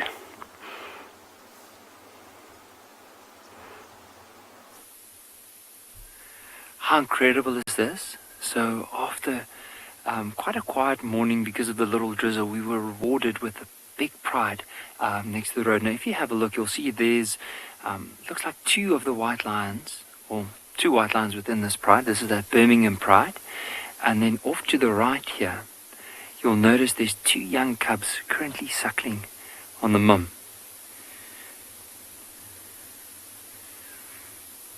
Now, yesterday morning we tracked these lions for quite a bit, but we weren't able to find them because they were heading quite far in the westerly direction on the reserve. But earlier on this morning, oh, you know what, there's a jackal in the background. So from where these lions are, just up to the right, there's actually two different scavengers there. There's jackal and hyenas lying down the outskirts. So I'm going to try to see if we can get this little jackal in the frame, but you'll notice right there in the middle of the screen, just see it looking in this direction. So I wonder if these lions didn't make a kill. If you look at their bellies, you can see their bellies are quite big. So the chances are, as they were moving from the western part, a little bit more east and south, like in this particular direction towards us, like just to give you an idea, so where the lions are in comparison to us, that's more in the westerly direction, and where we are in easterly direction, so the opposite side of where they are. So they were moving in this direction, probably made a kill during the evening, and that's why these hyenas and the jackals are around. The kill might not be too far away from here, so we'll spend a bit of time with these lions, see if they, if some of them starts moving, or even if those youngsters starts moving. And then eventually from there on, we can go and have a look and see if we can find possibly this kill. But Carol, I agree with you. It's one of my favorite prides as well. And it's just so relaxed. Like, if you listen to the background, there's not a lot happening. There's barely any birds calling. The only thing you can hear is some of these lions as they are breathing, and also hearing the wind moving through the branches and the leaves. But very, very relaxed. Now, notice this one, or these two that are just off to the left with the pride. You'll notice that there's a little tinge of red, especially around the neck and the cheek and between the legs. So definitely a sign that they've made a kill recently. They haven't even cleaned themselves.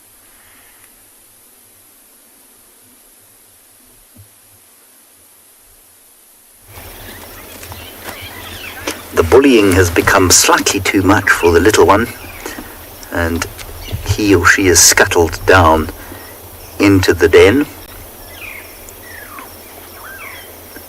and the other two mischievous youngsters are waiting around for further entertainment, either from each other or from their clanmate. The adults will have given up any form of play activity by now.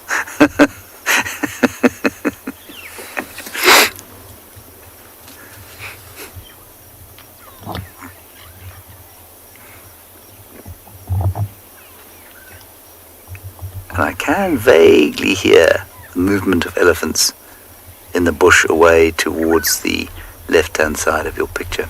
So every so often they look down that way because they can hear them too.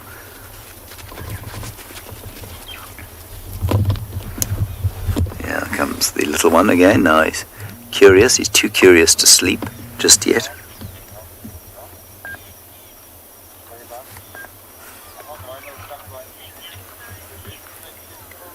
And all of you agreeing with how cute they are. Interesting, I was chatting to BK while we were off air. BK's on camera. BK said to me that he actually didn't find the little black ones cute. He said he thought that they became very cute once they got spots, but that the little one looks like something out of a horror film. I think not going to make BK too many friends.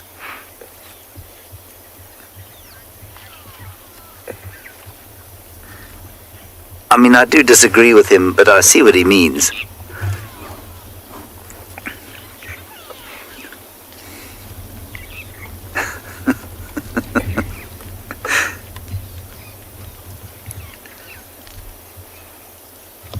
They are remarkable creatures, though, regardless of whether you think they're cute or not.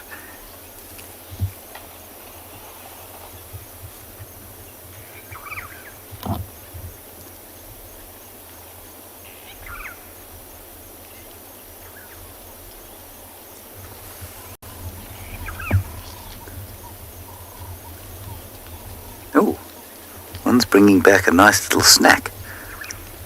I think it's a piece of impala hoof.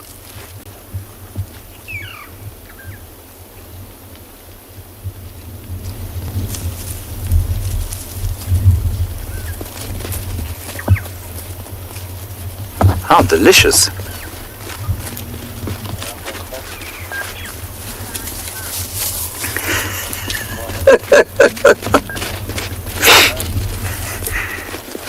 Cam Hopper, I don't think they have separate little shelves in the mound now. I think they probably have to share.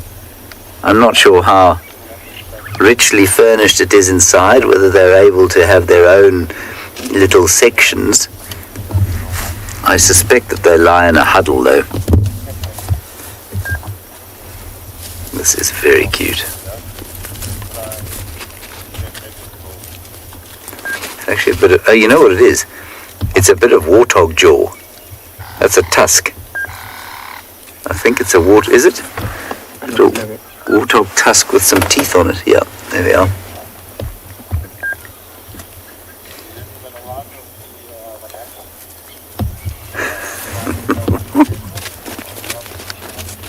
Not much sharing going on there.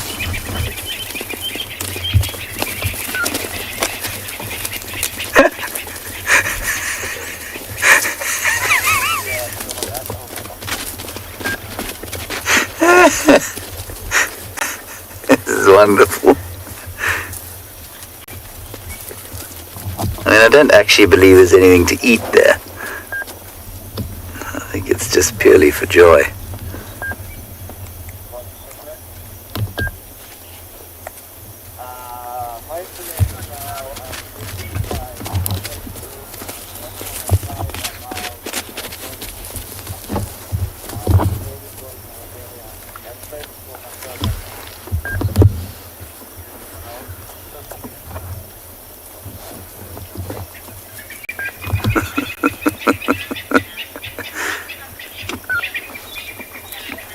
Here, Samson, they'll eat anything that they can crush at this stage. Their jaws won't be big enough for them to be doing too much crushing just yet. But they can eat bones for sure. Bones are very nutritious for the most part.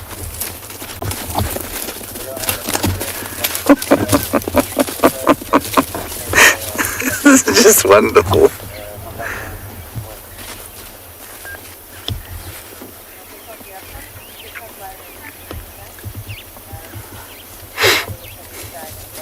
And I really don't think there's anything to do with feeding going on here. I think it's just somebody's now got a toy and the other one also wants part of it. And the little one ain't got a hope.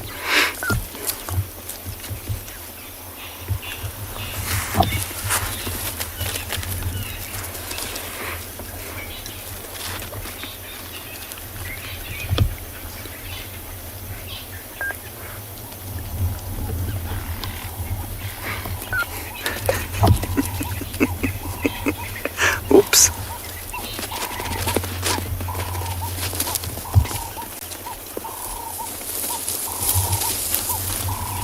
I don't know what it is about the way they're running that is so funny.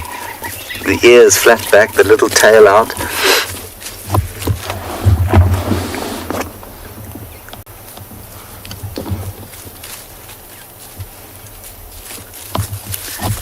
It's interesting how as soon as these bigger ones move even slightly away from the den, the little one disappears back inside.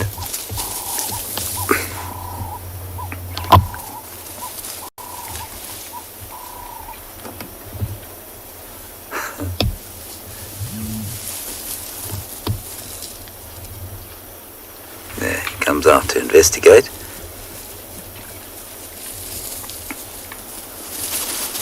Yep, and as soon as they make a noise, the little one bolts for cover as well.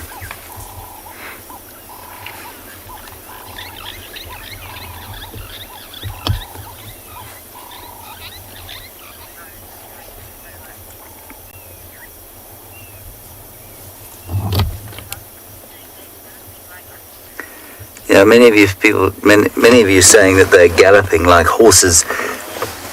I think it sounds like really heavy dogs to me, and I think it sounds like that because their legs are short, and so they really kind of shudder into the ground or thud into the ground as they run.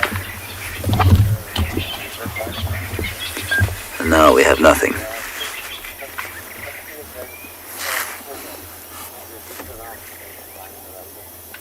I can hear them.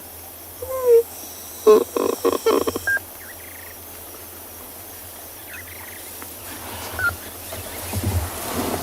we come. We've lost our piece of warthog. And so now we must try and find something else.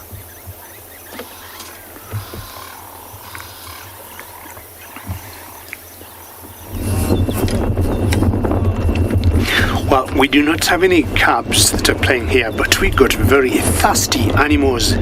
And I'm talking of some zebras, as you can see them there drinking. And we got some Egyptian geese or some ducks of some sort in the water there. Also, the ducks are definitely eating while the zebras and the wildebeest are having a drink.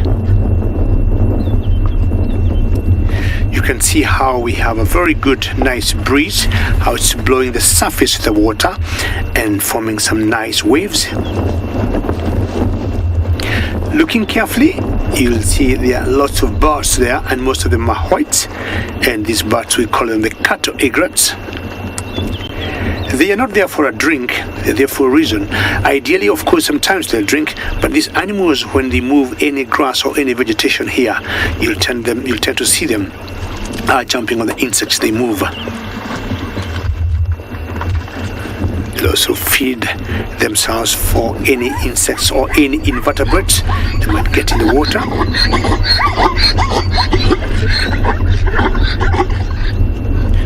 You might wonder what species those were making those calls between the zebras and the wildebeest. Definitely those were the zebras, and they'll do that when they communicate.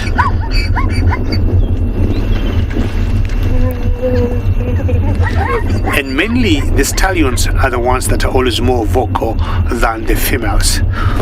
We'll move on. I'm still hoping to get some lions at one point.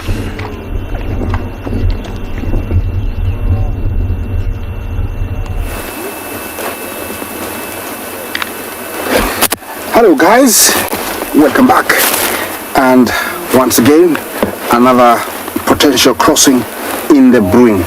If this one happens, it's going to be big. It's a good 10,000 of them. Yeah, James will be showing you the big numbers that we have here. Yeah, look at that. These are the numbers, and they are coming more and more. There's more and more coming from way back there. They're all heading to the river. So this one is going to be a big one. I don't know where it's going to happen. There's a few spots here, but every year it changes. Within this area there's about 4 spots, and every year they use a different one. Every year they create a new one. So I'm not sure which one they're going to use, but I'm here. Main reason is to see them cross. Hopefully they're going to do it, and if they do it, this is going to be big, guys. Yes, 2 zebras amongst thousands of wildebeest. This is one in a lifetime chance to see these many cross. So send those positive vibes. Don't go anywhere. This is live from the Masai Mara.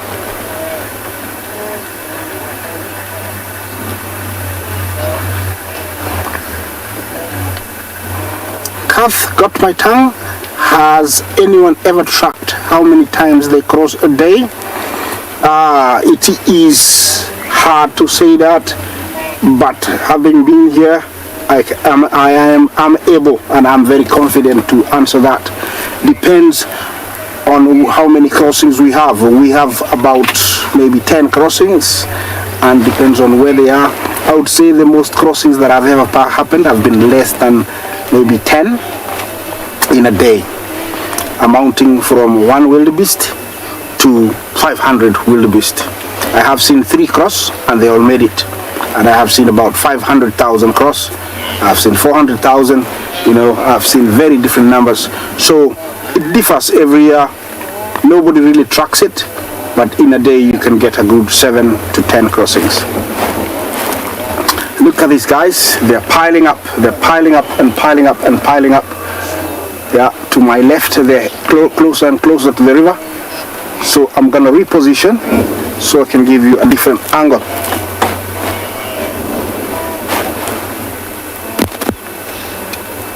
Chemax, you say it is a spectacular sight to watch. I cannot agree with you anymore. It is spectacular. That is the right word. Yeah, it's amazing, guys. Yeah, I consider myself very lucky to see this every year. This year, I nearly missed it.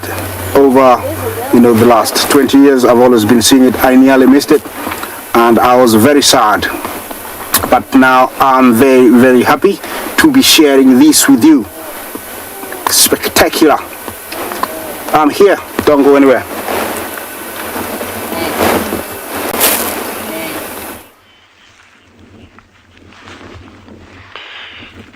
So that migration is spectacular on so many different levels.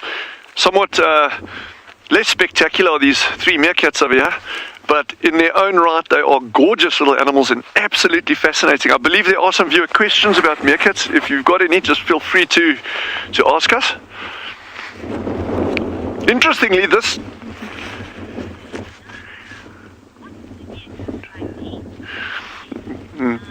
Laura, who's age 9, has asked, what do meerkats like to eat?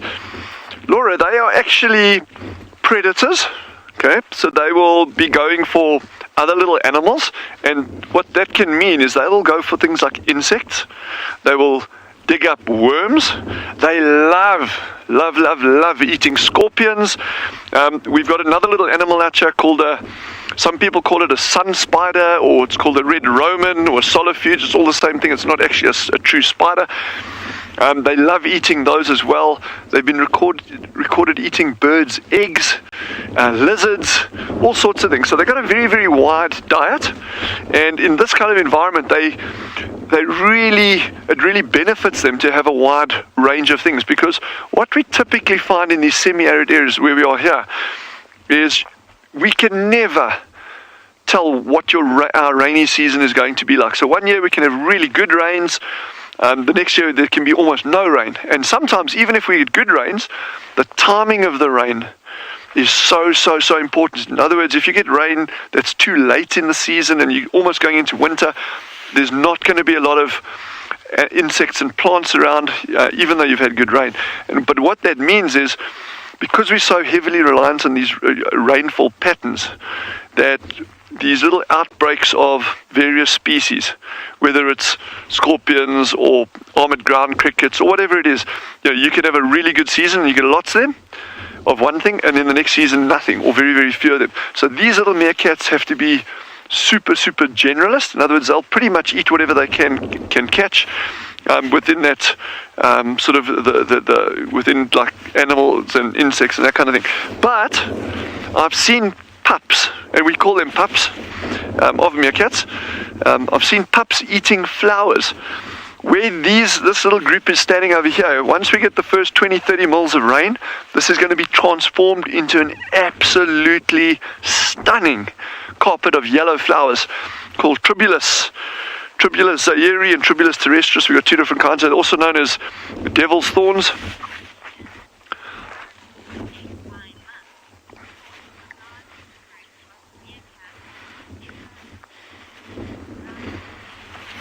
Lion 8 Mum has just asked, what is the largest group of meerkats ever recorded? I will have to check up the exact number for you. Certainly on Tswalu we've had groups of 22 meerkats, and I know the research centre up the road here, the Kurraman River Reserve, they've recorded groups of over 40 meerkats. Now you must just think what that means in terms of habitat quality, that in order for a group of 40 meerkats to survive is quite something. I mean, that's a lot of food these little guys are going through every single day. One of these meerkats can weigh 5, 6, 7, 800 grams. The heavier ones on the 800 gram side, the lighter ones 400, 500 grams. But that's a lot of food. If you've got a group of 40 meerkats and they, averaging only 500 grams each, that's a lot of animal bulk that an environment has to sustain, particularly in light of the fact that their territory sizes aren't that big. You're looking at about 5-6 square kilometers, and if you've got 20 kilograms, let's say there's for a group of 40 meerkats and they're 500 grams each. If you've got 20 kilograms of meerkats walking around on 5 square kilometers, that is a huge amount of insect and other kind of protein that a group like that would be going through every day. So yeah, but that's, yeah, so I don't have an exact answer in terms of the precise number of the largest group size recorded, but I know it's definitely over 40 meerkats. Interestingly, this group has come out a lot earlier than the rock stars, the group that we normally follow, and we'll follow up on them again in the next couple of days. But this group was out about 20 minutes before the rock stars even made an appearance this morning, which is interesting in certain ways.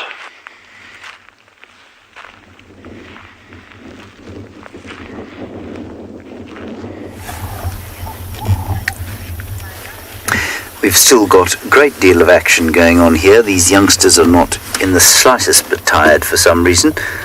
It could have something to do with the fact that the milk that they drink is so very rich in fat, and therefore they've got a lot of energy. They've now naturally, as you've come to see them, decided to go around the other side of the mound. But they have been running up and down, charging about, playing with the little one, playing with each other, biting sticks, biting wood. Here we go. Here they come again.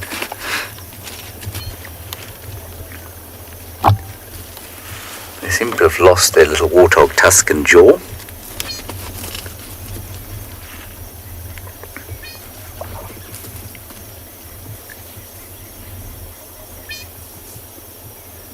It's amazing how it suddenly goes totally quiet. And then they come again. Just see them the other side there playing. I get the feeling things are calming down slightly. Isn't quite so much exuberance as there was before.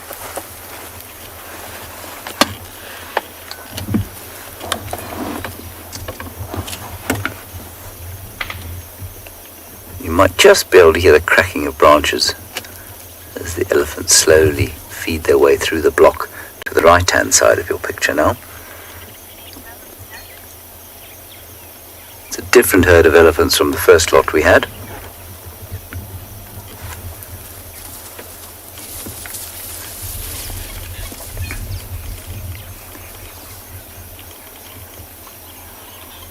I get the impression that they're a little bit like toddlers, which have been playing a lot, and then their play starts to slow down as they get a bit tireder. That's a bit of elephant dung they've now decided would make a good toy. Imagine human kids were so easily satisfied. There you are, Johnny. There's a piece of elephant dung for you to play with. Oh, thank you, Mum. Make sure it lasts. Oh, I will. Don't forget to share it with Sarah.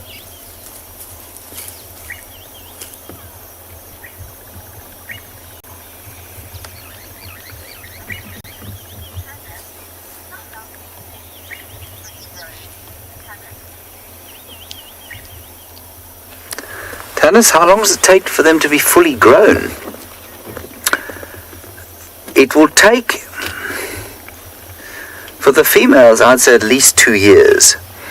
And the males probably about 2 years.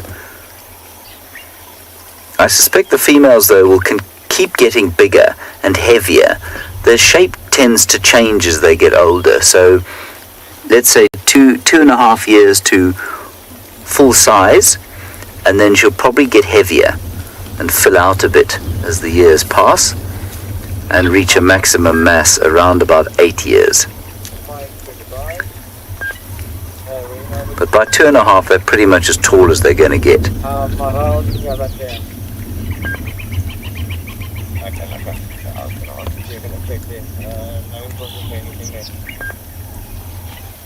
Oh, there we go. You see, it's all just become slightly too much.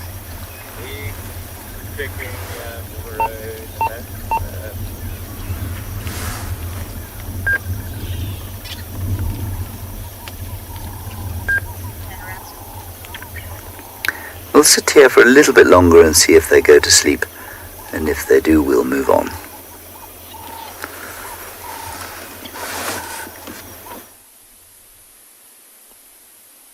We just tried to reposition the vehicle a little bit to see if we can possibly see the carcass, but we found these two other lions just lying a bit away from the rest of the pride. Now, it does look like one of the bigger females, and then the one on the right, if you notice the around the ear, you'll notice there's a bit of a mane, and then just behind the elbow. So this is that young male. So for some of our viewers that don't know too much about this particular male, he had quite a bad injury on his left back leg.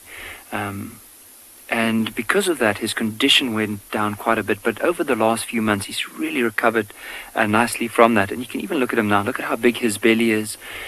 He is lying down on that leg, but it has recovered quite a bit. And at least he is following the pride, and he's still with the pride. It's still strange. I mean, he's well over 4 years old now.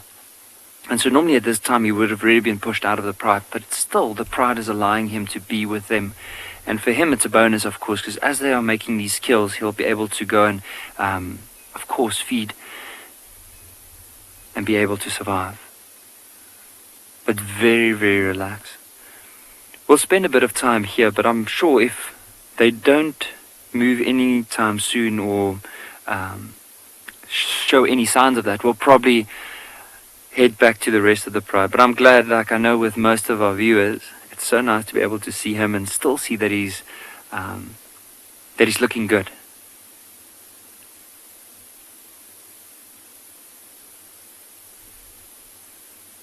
And that's the one thing about lions, is they are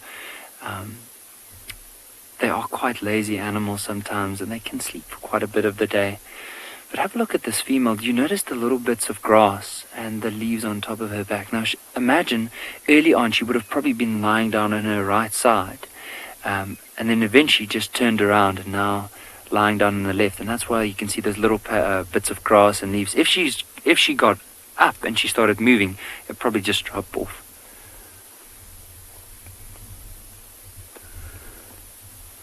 Sometimes if you need to age a lion, you could be looking at features around the face, the ears, but also use the scars. Now, if you look between her eyes, you'll notice that it looks like a fresh blood stain, or blood that's hardened already. So imagine earlier on we saw the other ones with big belly. So as they made a kill, there's no table manners. So they were probably fighting around that carcass, and one of the other ones, as they were trying to get into the carcass and tear away bits of the meat, could have just given her a little scratch on top of her head. And it doesn't take much for a lion. I mean, the claws are really, really sharp in order to inflict quite a bit of damage.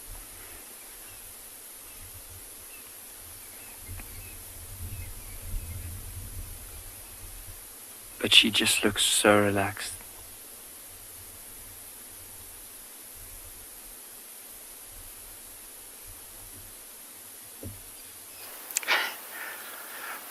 Welcome back, everyone, again. We're still here with our lovely lioness. As you can see, she's just rolling over.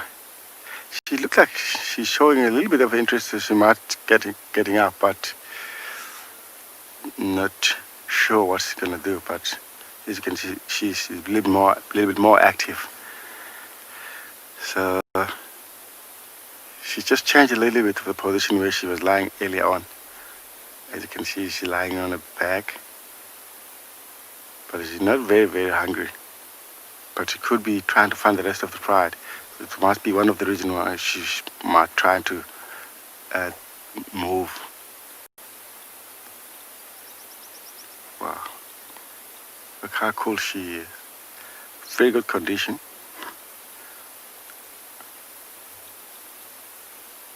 She's been scanning all over the place around, trying to see if she can get anything interesting for her. There's quite a lot of bushes around next to her.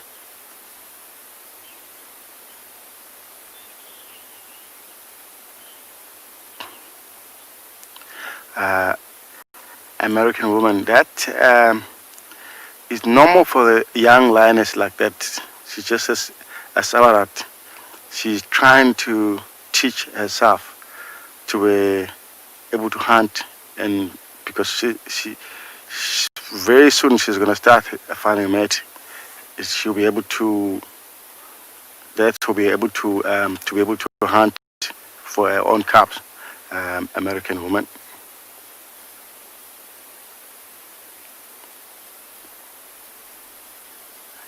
Look at the way she walks.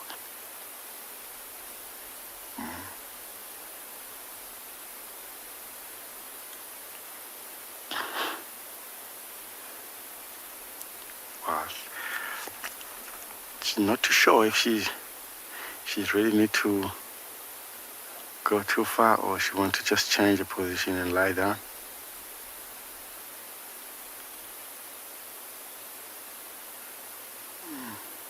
Strange. Looks like she's gonna sit down somewhere. Look how beautiful the color. And also the lucky it doesn't have so much flies.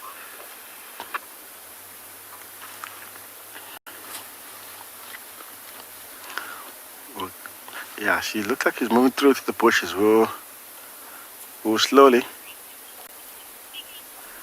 Yeah, we're trying to follow her, see what she's gonna ending up.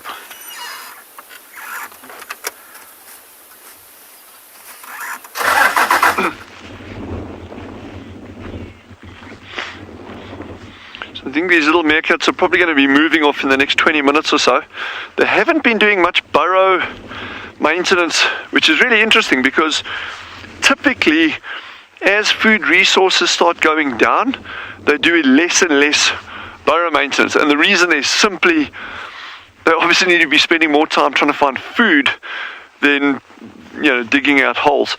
And it's a bit of a double-edged sword for them. It's a catch-22 there because if they're not maintaining the burrows, these burrows are their lifeline in the face of predation. But what I think is going on here, I don't think there's a food bottleneck whatsoever. I think this is more a case of these burrows, that this particular system that they're in now is normally home to a number of South African ground squirrels. So these squirrels are not like the ones that we're seeing in PHINDA and Djuma, Pridelands, those areas. These ones stay on the ground the whole time, so they don't climb trees and they actually burrow underground. So I think, every time when we come past it, we've seen a couple of squirrels of us. So I think these meerkats, the fact that they've just moved to these burrows, they're not too concerned about having to do too much maintenance because these burrows have already been well maintained. There's not normally any kind of aggressive interaction between meerkats and ground squirrels. This particular burrow system has actually got multiple entrances, so you'll normally find they'll move in, the squirrels will stay in a couple of holes, the meerkats will stay in a couple of the other holes, and there's no sort of not a huge amount of antagonism between them. They're also going for totally different food items. Your squirrels being primarily herbivores. I've actually got photographs of a squirrel eating a dead lizard, a very dried out dead lizard. So it's not that they don't eat any protein, but the normal thing is a diet of plants, grass roots.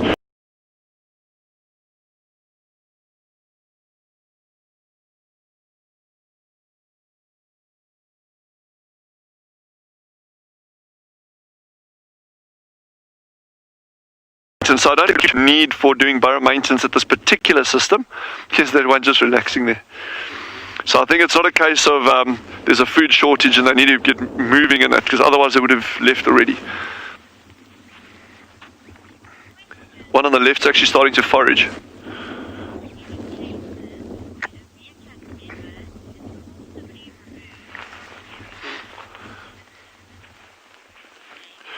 So James, that's a very, very interesting question that you've asked there, James. And the question is this: are there any cases where an individual has been forcibly removed from the group by the dominant animals? That would be highly unusual. What typically happens is you get individuals dispersing out of their own, it's just instinct. They start dispersing away from the groups. And in some ways, again, not dissimilar to lions, where your females will prefer, if they can, to stay within the group that they're born in, because it just gives them the higher chance of survival and actually moving up that hierarchy. But occasionally they will disperse in small groups, and their males will almost always disperse. I don't think it will be very common at all for your male pups to stay in the group. But what is interesting is that females dispersing very, very, very rarely try and join another group, whereas that is typical of male behavior. So a male that will disperse will actually actively seek out another group of meerkats and try and gain entrance over there. And that's when your question comes in, because these dispersal animals, these males, they can try literally for days on end sometimes to try join another group. And it's that case of like they'll kind of try to determine the amount of aggression that they're getting shown from the group that they're trying to get into, and sometimes they'll eventually just give up if it's just not worth it. But if they can get into a group, that's hugely obviously beneficial in terms of reducing their chance of being eaten, but also giving them the opportunity to breed with females, to mate with any of the females in those new groups. But your females, your pups, typically will stay within their group that they're born in other words, their natal group. But if they do disperse, they'll normally disperse in small groups, 2, 3s, 4s, and actually start their own colony. And then dispersal males can actually join those ones. So yeah, so there's a couple of different little sneaky things going on there, but all very, very interesting. And in fact, this group should be 4. So we know there's another one. In fact, that's a little male. And just after we had the first loss of pups from the Rockstar groups, no, not the first one, when that adult was caught by that wildcat, that same day that they got back to the burrows, the male from this group actually arrived at that Rockstar group, and they were kind of like semi-tolerant of his presence around there, so he actually did try to disperse. Now I'm wondering where he's gone again. Maybe he's gone gallivanting, or maybe he's just popped down to the shops or something, I'm not sure. But it's so cool and so fascinating, and these are all survival strategies in these environments. I mean, you really don't want to be, however safe it may be, you don't want to be sitting in your same group and, a bit of inbreeding going on there.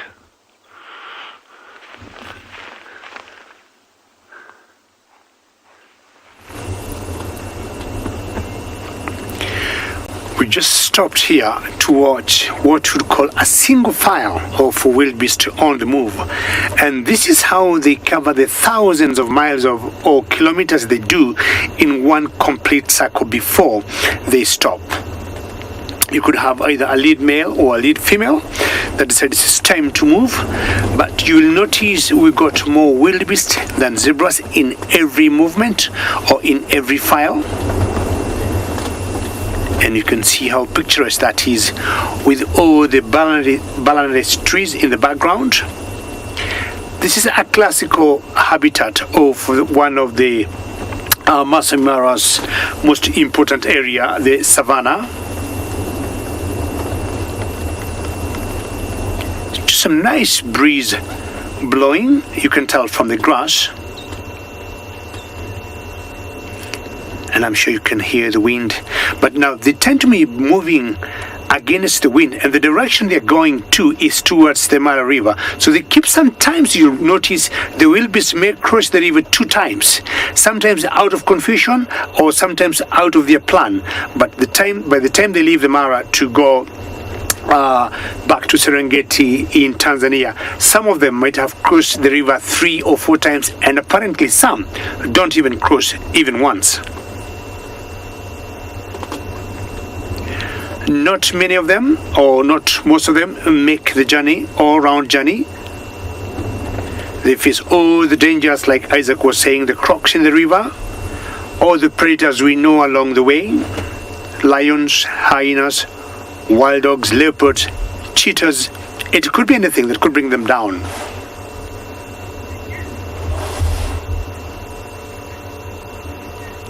Tuners, I would say wildebeest could comfortably do 40 to 60 kilometers an hour. They're not very fast, but they're very good in walking. They can walk like this for hours, for very long distance and for a very long time.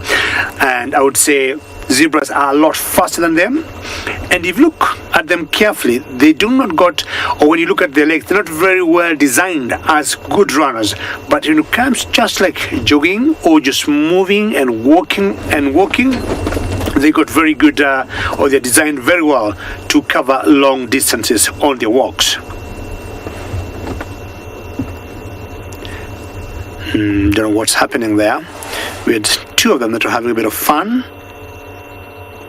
then they had to stop. So most of the calves or the youngsters you're seeing in these huge herds, like what I have here, or what you saw with Isaac crossing the river, were born in the month of February, and you would think they're about 6 months old now. That's the age of most of them. And you will get the time when they're being born. We have seen sometimes hyenas waiting for them to bring them down, and cheetahs will always take advantage when they know the mothers are very vulnerable at that particular time. Beautiful setting there, and we'll move on and find out what could be around the corner.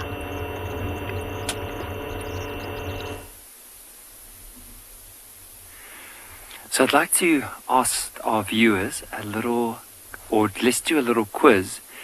Now, I would love to know from the viewers, especially now for us looking at these lion cubs. You'll see just above the belly of this female here, you'll notice the 2 sets of ears that are sticking out. So those are the 2 cubs suckling at the moment. So I'd love to know from the viewers, what is the gestation period of a lion before these youngsters are born? So please send in those questions, and I'd love to hear from the viewers. This is just such an incredible scene. I mean, even though these lions are lying down, there's just something amazing about them. So they are absolutely so majestic. And even this time of the year, they really blend in so well. Like earlier on, like in the January, February, in the rainy times of the year, or the rainy months, you'll find that the grass is a lot greener, the vegetation is a lot greener in general, so the lions don't really blend in that well. But now, this time of the year, the grass is just this very dull color with these different shades of yellow, little tinge of brown, and of course, a lot of light colors, especially the soil and the termite mounds. Very similar to the color of these lions. But look at this youngster here. Now, this one that we're looking at the moment,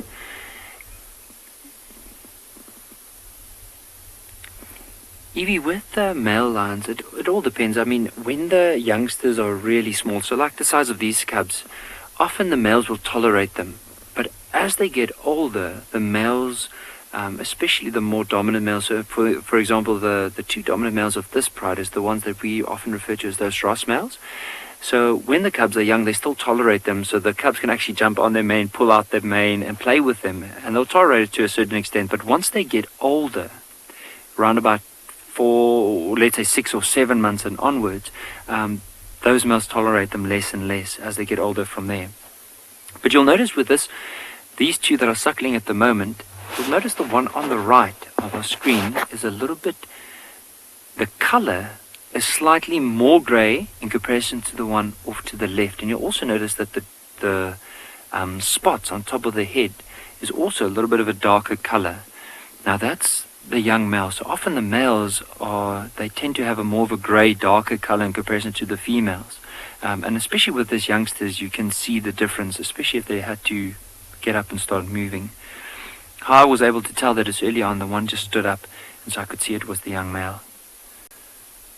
But they are so relaxed. Just left of them, there's another youngster, and the belly is so full that it's maneuvered itself onto its back with its leg up in the air just to push out that belly, so it's just a bit more comfortable.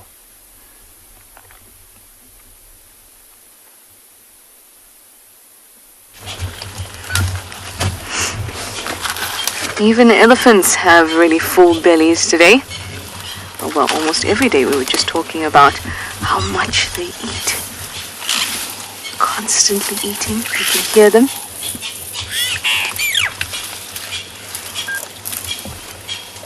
You can also hear Franklin in the background.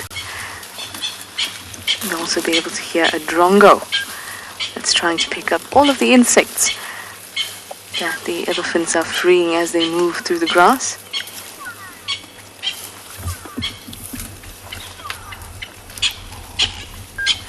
You can see they're very relaxed, just enjoying their live safari this morning. Much like myself, and I hope that you guys are too. Look at that trunk.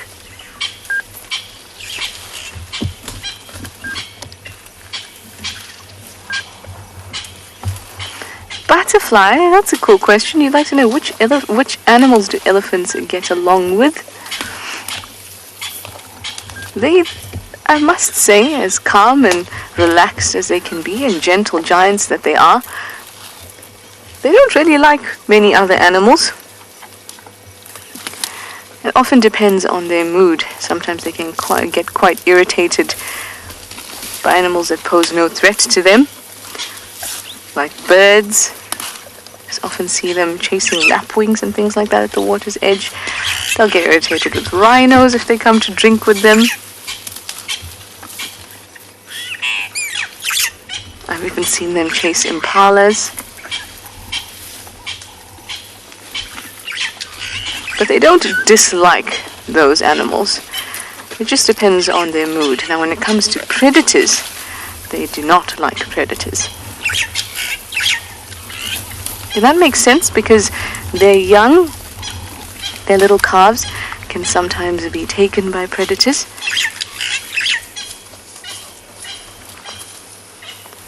Hello, youngster.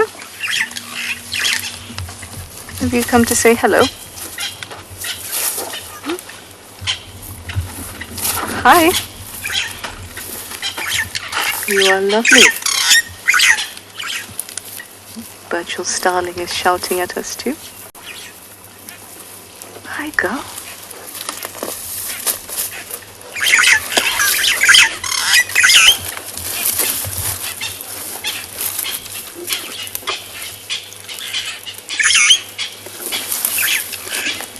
Hi, Taj. You'd like to know if the prehensile tips of these trunks are sensitive to food.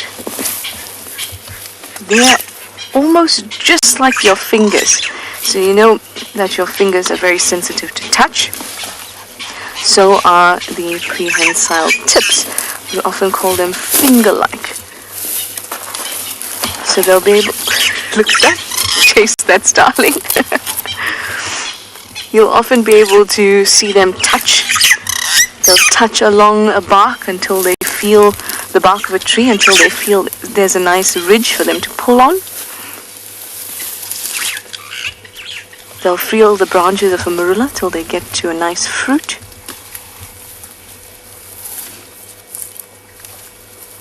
And they also use those not just for food, but to touch each other.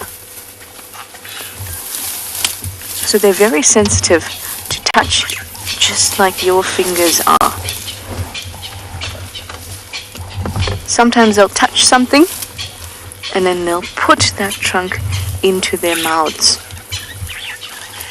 And in their mouths they have a special organ called a vomeronasal organ, or a Jacobson organ. It's at the tops of their mouths, along their palates. And that lets them smell very, very detailed smells, so they can pick up lots and lots of information. Not just like how you and I would. We just say, oh, that tastes sweet or sour. Or it smells a bit funky. Or it smells really good and savory. Or it smells really sweet. That organ allows them to smell even more detail. They can smell whether this is their family. They can smell whether there's a female that is an estrus. That means that she's receptive to mating. She's ready to mate.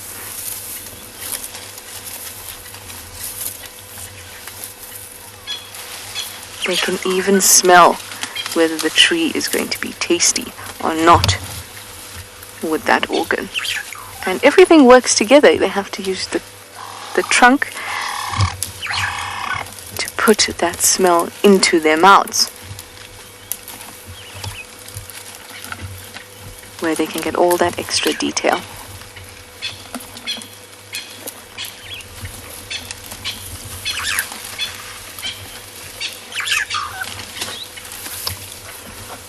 There's lots of birds that are eating insects around. There's Burchell starlings, there's drongos, there's even a lilac-breasted roller. And they're all benefiting from the movement of these elephants through the grass. Yeah, the rollers just landed on top of that apple leaf tree.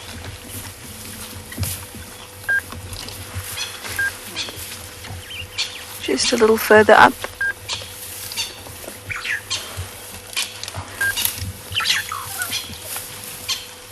There we go. Trying to look out for any insects that the elephants kick up.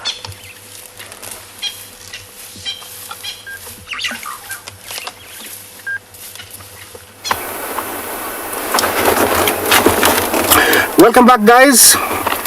I'm still waiting. Our guys have decided to go back and get a little bit of energizer, more grass, so that maybe they think they can cross. But literally they're very close to the river, not very far at all, only maybe 100 feet. That is the herd that earlier on was milling and having an idea to cross. They are still very close. There is still potential for them to cross, because that is the wheel. Definitely it's not for water when they come in these big numbers. Just to tell you a little bit about this antelope, before we tell you more about antelope, is that the wildebeests belong to the family of bovids, which includes antelope, cattle, sheep and goats, and more even-toed horn ungulates. Yeah, so surprisingly it is related to our domestic animals. And as I tell you that, maybe we can tell you more about other antelopes. Across Africa, there are 72 species of antelope living in diverse habitats from desert to rainforest. On the vast plains of East Africa, speed is crucial to escape being devoured by hungry predators, and they don't come much faster than the Thompson's gazelle. Meanwhile, during the Kalahari's scorching days and frosty nights, the gemsbok's ability to regulate its temperature can come in quite useful. But none are as sneaky as the common duiker, who in the dense thickets of the Kruger woodlands rely on camouflage and stealth. In the Masai Mara, the impalas are showboaters with impressive horns.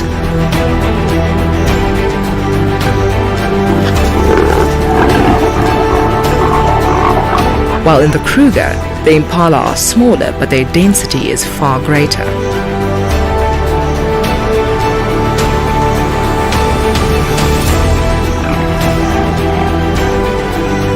The Mara's yearly highlight is the arrival of nearly 1.5 million wildebeest. The herds further south barely compete. But it's not all about numbers, as the intimacy of a wildebeest birth in the Kruger woodlands is sublime.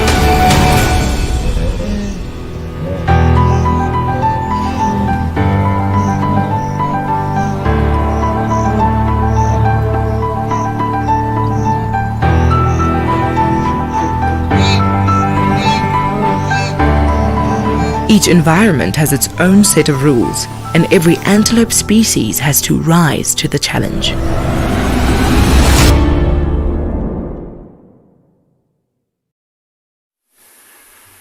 Now, just based on the size of these bellies, I wonder what these lions would have caught. Was it a big antelope? Was it maybe a buffalo? Was it a zebra, wildebeest?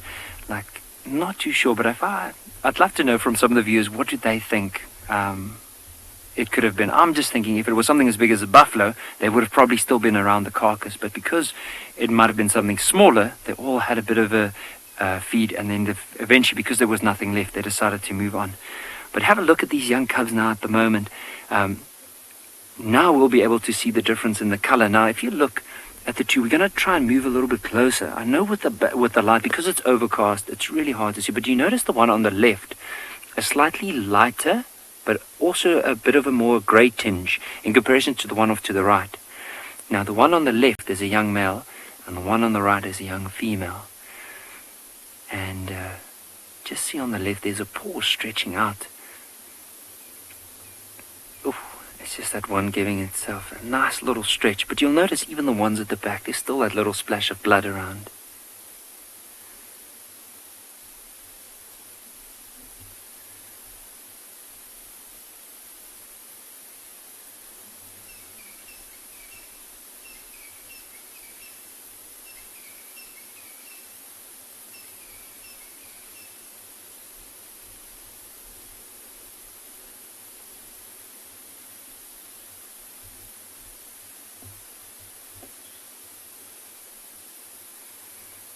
But really incredible sighting. And even notice that young white female off to the right.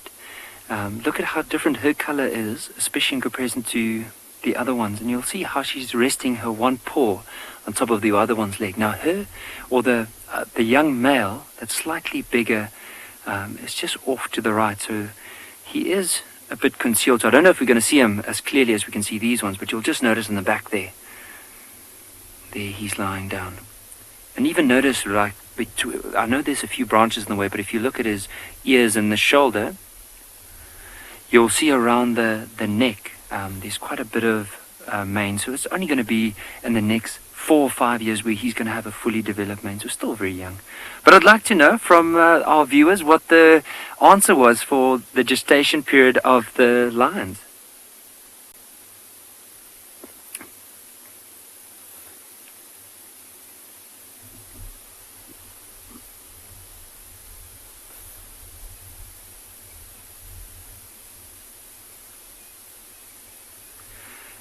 Beverly, it is close to 100 days. You're right. So, well done on that. So, with some books, it varies anywhere from 100 to 110 days to 112, 114. So, around about that bracket is spot on. Just look at this young female getting up and slowly starting to move away. But you'll notice around, especially where the mom is, you'll notice just the around the teats where the youngsters have been suckling.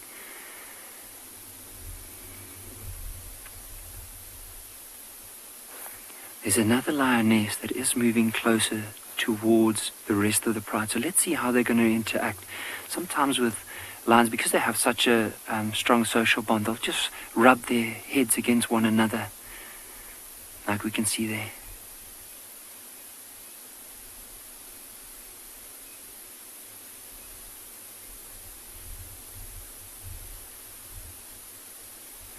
And just re-establishing that bond. And also you can imagine with lions, one of the ways to recognize one another is just by rubbing their scent on top of each other. You'll even notice, especially for some of the viewers that have cats at home, how the cats often with their owners, they'll go and rub their heads against the owner or against any furniture, and that's just to put that scent on.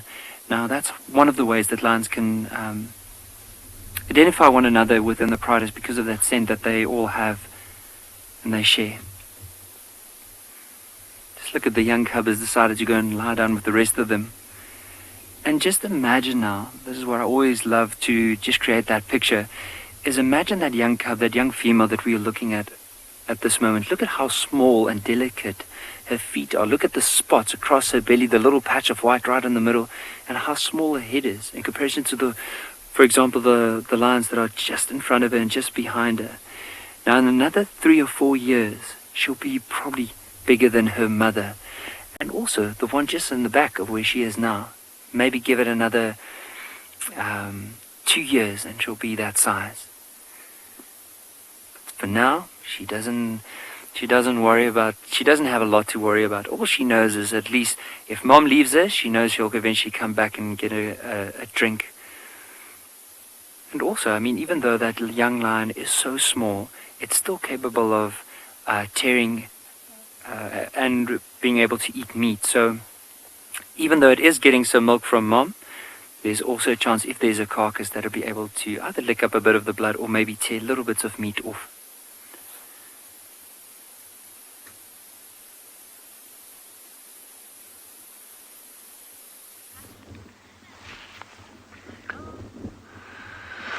These meerkats are really making a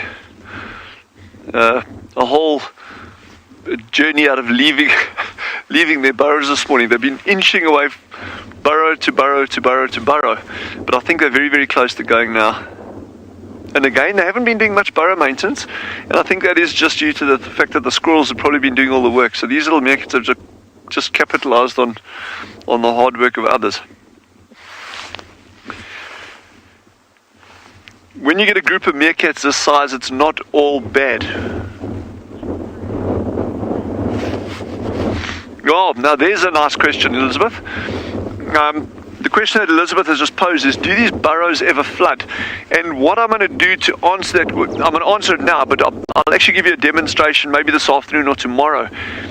I'll actually bring out a jug of water and I'll show you just how remarkable the water storage capacity is of the sand and just how fast water drains away.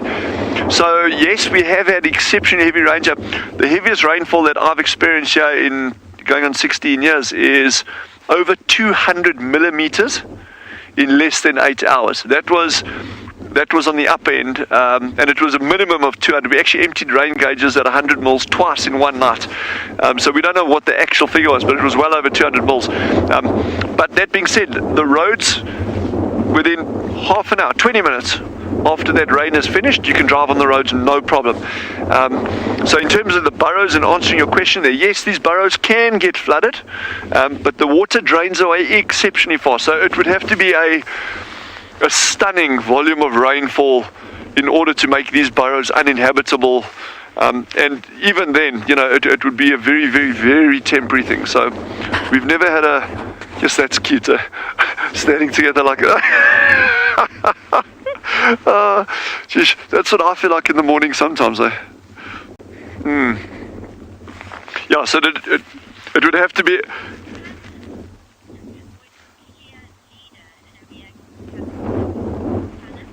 Hannes has asked, is there always a clear leader in a meerkat colony? Absolutely. And it becomes more and more noticeable the smaller the meerkat group is. In other words, on these little groups, you got a dominant male, dominant female, no questions. The larger the group size, there'll be more and more variation within that group in terms of hierarchies, dominance, that kind of thing, and that. So, but yeah, absolutely, you've always got clear leaders, and we've seen that very, very well with the rockstar group, where the alpha female is the one that always, without any exception so far, is the one that decides which direction that group's going to go in.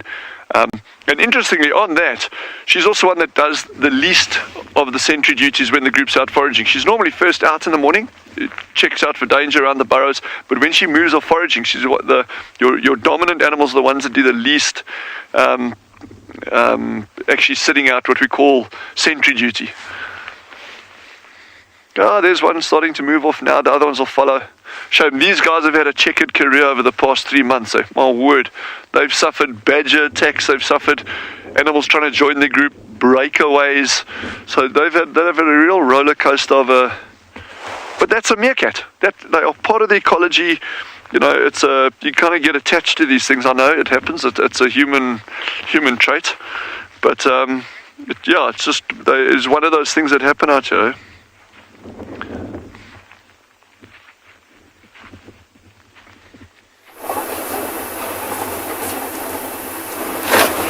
Welcome back, guys. I'm still here, just repositioned a little bit, moved away from the river. Everybody is gathering up, but now it is total confusion here because the wildebeest are scattered. Some of them are moving closer to the river, some of them are leaving the river, some of them are grazing. It is total confusion. Yeah, not to mention, and don't forget that these are wildebeest. Yeah, so they have a mind of their own and they do whatever they want. Only for me, what I can do is just sit patiently. This animal is migrating this time of the year, and so this time of the year, they are migrating.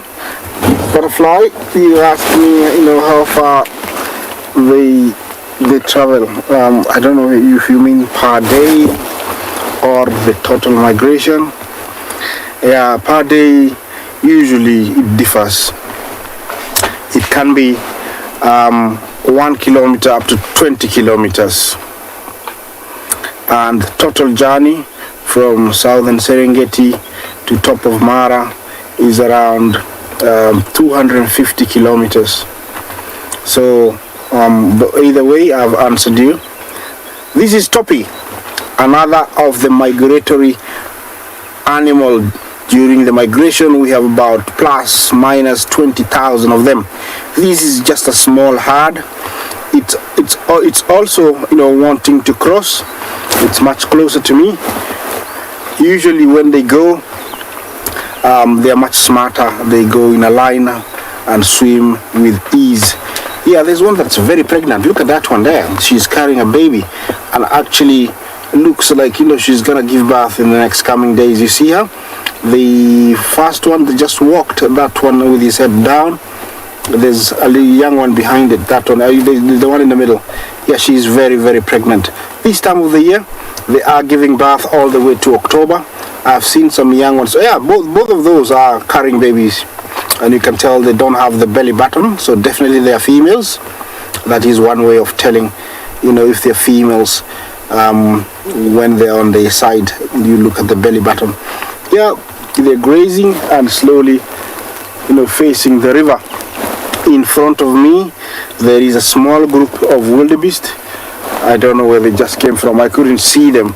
They were hidden by that long grass. I don't know what they are deciding. Look at that. I don't know where they just appeared from. They're like ghosts. I couldn't see them. There's long grass. I don't know if they're going to come past me and go to a crossing that's past me.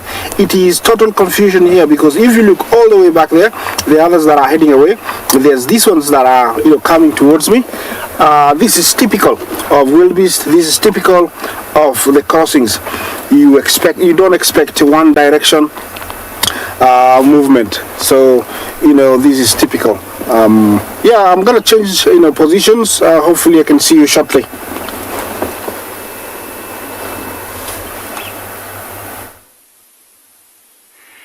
So I really hope that they are able to see that crossing. But what we wanted to do now is, yesterday we had a bit of a chat about the tracks of animals and how to particularly find different animals and the shape of different tracks. Especially yesterday we focused a bit on leopard, but what we want to do is just focus on lion tracks this morning. Now, if you notice, look at these tracks. So what I want to do is look at these, and as well as there's that young female, the young cub. Now she's currently lying down with her one paw tucked in under her chin, and also you can see the pads quite clearly. Now, what I want to do is I just want to point out something very interesting. Now look at the back part of that front pad. You'll notice there's those 3 lobes, and the front you'll notice a toe. So I'm going to come back to this little book that I have. So especially sometimes it can be a little bit confusing if those 2 youngsters are by themselves in an area, because then you could possibly think it is a leopard because of the size of it. Now, to give you an idea, so a leopard track is this one right over here. Now I want to show you the differences in sizes as well. Now look at the lion track. You'll notice also the 3 lobes and the 4 toes here, very similar to the leopard track here, but the difference is the size and how clear the tracks are. Now, a leopard is a very delicate, clear track. So whenever they step in the, let's say in a little patch of sand, the track is very clear, it's delicate, you can easily distinguish it, or I'm trying to find the right word for it. It's just a very clear track, where in the lion it's a little bit more rough around the edges. But of course the size is the major thing. So I'm just going to move to the back here to show you. So if we look at this ruler right over here, and I can use this pen as an example. So from the top down all the way to 9 centimeters, that will be a big male leopard, around about that size. However, a lion would almost be the size of this pen. So just to give you an idea, a female leopard could be all the way up to here. So just to give you an idea, a size of half a pen for a female leopard, maybe a quarter of the pen for a male leopard. But a lion, a big male lion, like that young male we saw this morning, has big pads, would almost be the size of that pen. And this morning, so some of the trackers found those other lions because of the tracks that they had in the sand, and they were following those tracks. And even for us this morning, we had a bit of rain. Often if you are tracking lions and you can see there's a little fine layer of rain on the soil, and then on top of it, as soon as a lion moves, you can see there's a clear break in the soil, and that's how we can distinguish, okay, maybe it's fresh, or was it before the rain, or maybe like this morning after the rain. And then we were rewarded with something like these lions. So those are just some of the techniques we use in order to distinguish and find tracks, because sometimes you can drive and hopefully bump lions, but most of the time, almost 80% of the time, is you will have to track them. You have to follow them and try and understand where they're going and why they're heading in that direction.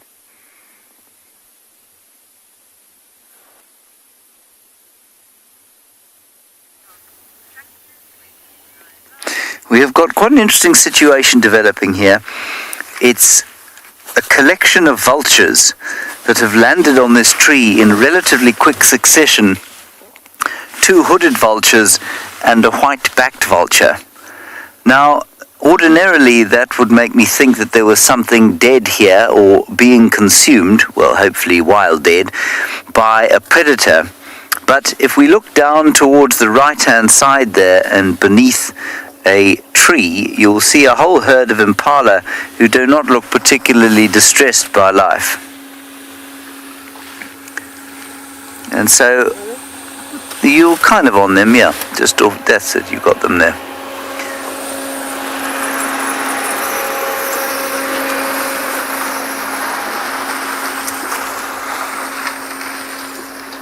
And so I'm not sure entirely what is going on here.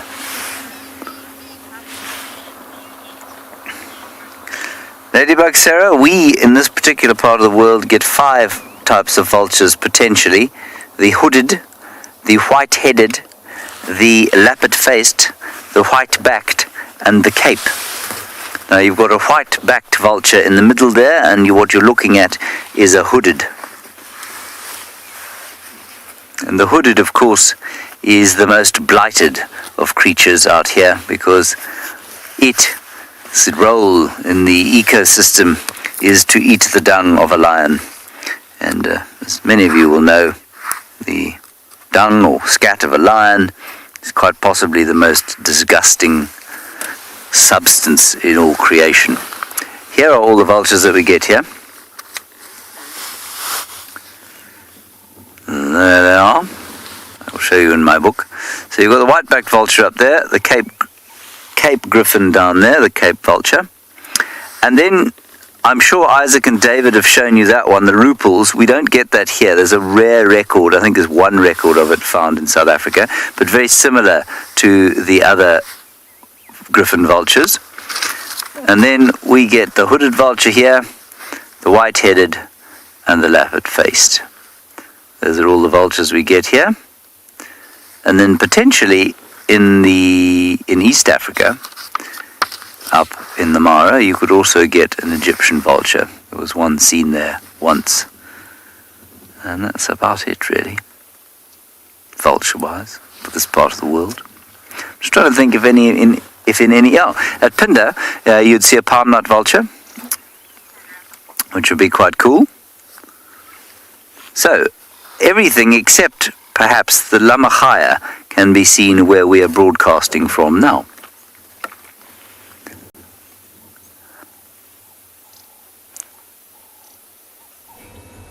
Look at this, some more birds. I like having a morning of birding. It's like a little box of chocolates. You want to try this one and try that one, and now we have some lovely blue wax balls. On the ground are foraging for little invertebrates. They have a really cute little sound. Cheep, cheep, cheep, cheep, cheep, cheep, cheep, cheep. Typical sweet bird sound. But how about a little quiz on bird sounds? I would like you to tell me what is the loudest bird in the world. You can use that hashtag CGTNWild or hashtag WildEarth, and you can tell me what is the loudest bird in the world. There are vultures south of Ghana.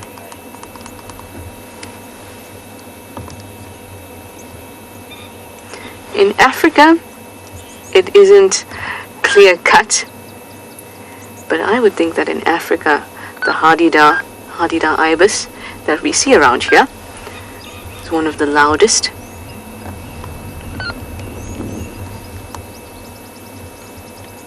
But in the world, there has been some research done into which is the loudest bird. So please do use those hashtags and let me know what you think.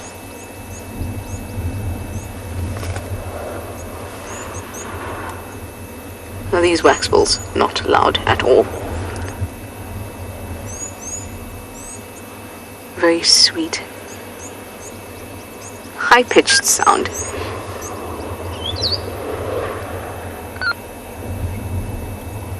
There's a vehicle in the background that sounds like a dinosaur. I'm sure it is not, though. Even though I'm sure many dinosaur fossils are found in these areas because there's very, very ancient rock and sediment in these areas. Anyway, let me know your thoughts on the loudest bird. Remember, hashtag CGTNWild, hashtag WildEarth.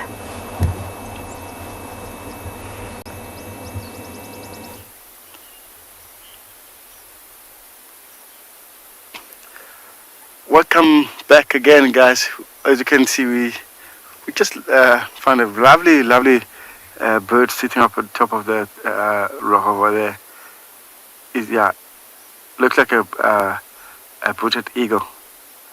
As you can see, he's just sitting nicely there, chilling out. He's actually trying to see if why he's hanging around here. But I also realized that it's overcasting there.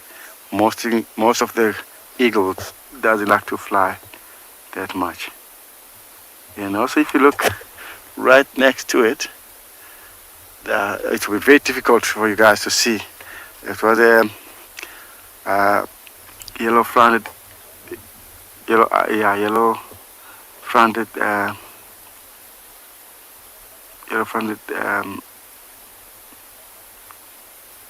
gone.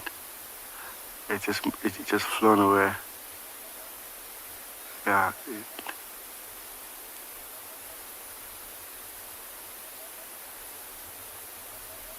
I can hear the sound of the African hoopoe. Yeah, lovely bird. Look the way it's looking direct to us, but it actually is looking below. Look at that yellow front. Most of the eagles, they do have that. You can easily get confused when you're looking at them without noticing. But also, it helps to look how big is that yellow front is above the nose.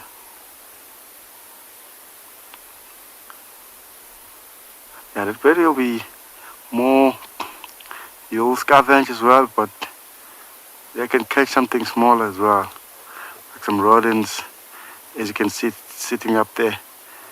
If he's something like small, they'll just fly and catch it. As you can see, checking all over around, just making sure.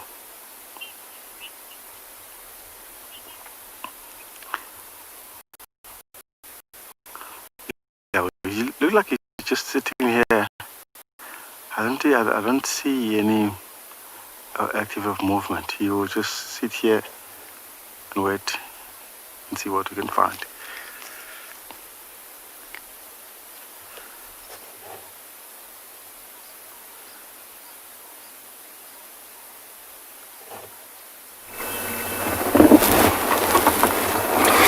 Welcome back, guys. Another gathering, same wildebeest. They have moved in between about 3 crossings and they have come back to one of the old traditional crossings. This time, I don't know if they're gonna go. It's just gonna take one to go down, just like I have been saying. Pressure like that is necessary. When it's created, then they are forced to move on. Those are more arriving. That is the behavior they portray, like they are really in a hurry. Oh, some topi, promising. Topis usually don't hesitate together with the zebra, and here you can see the topi. So hopefully it's gonna happen. Yeah, usually far out looks like they're just gonna go and take it as a walk in the park, but when they get to the water, sometimes they stop and start reasoning. They know it's dangerous, the waters are treacherous, they are crocodiles, so they stop. Yeah, topis are heading. I don't know if they're gonna be the leaders this time. I haven't seen topis cross for a long time, so I'm hoping I can see them or share them in the crossing with you. Remember, this is coming live from the Masai Mara engage us on a CGTN, hashtag CGTN, hashtag Wild Earth. More questions. This is amazing. This is the Great Migration.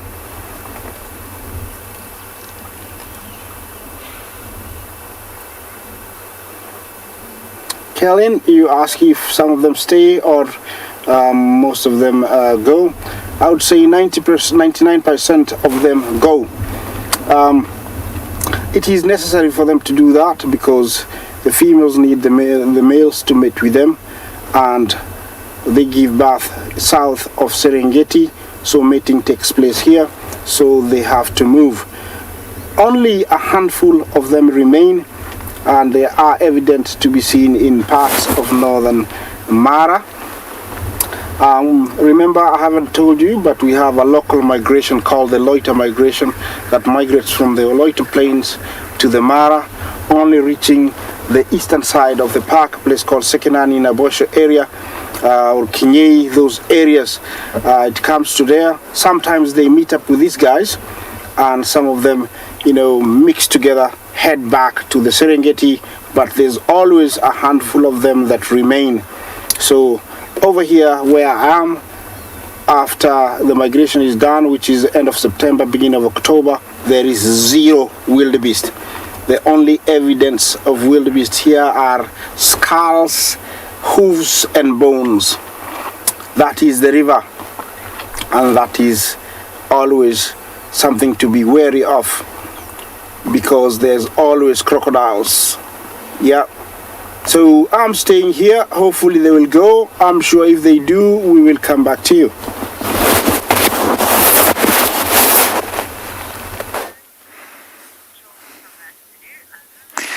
Crocodiles, vultures, probably lions as well, all waiting.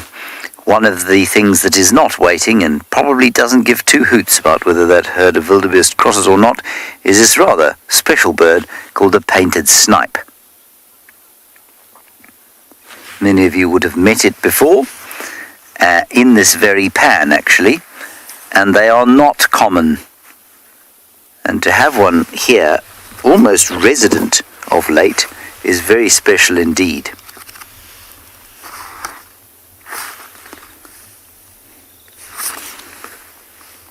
And if you, that's a particularly unpleasant display he's just given us. Anyway, if you look at him very carefully, you'll notice the array of different colors he has. And most importantly, you'll notice that he has got a sort of very distinctive butt-shaking diagnostic behavior. So that butt shaking is very diagnostic of the painted snipe. Quite a few birds do it, but him, he's really good at it.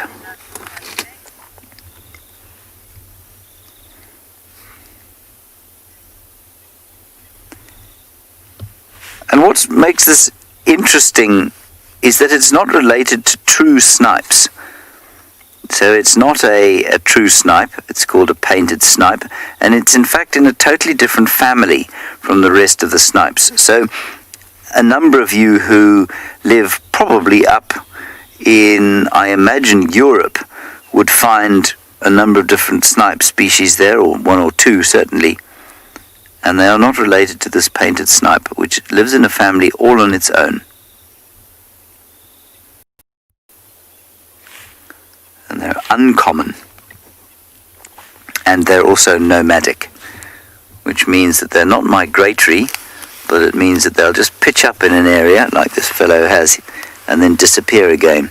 How on earth this little fellow manages to find a mate blows my mind, given that they're not sort of obviously resident in any particular area.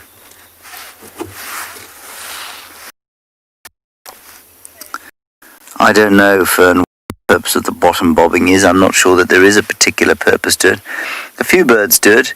It might just help them to strike fast when they are contemplating grabbing something out of the water. In this case, a little invertebrate of some description. So that, that to be so limber, I suppose, on the fulcrum could really help.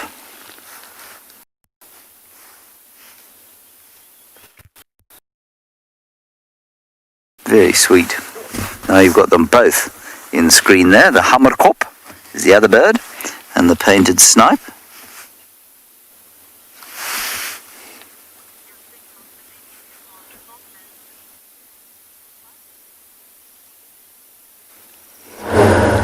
I've stopped here at my favorite tree in Djuma. To me it feels like it's a tree out of a fairy tale. It is a torchwood or greenthorn. Balanites mugami is the botanical name. You can see that its trunk is really twisted and fluted with lots of lichen growing all over it. Just gorgeous. Alright, let's get some answers to that quiz.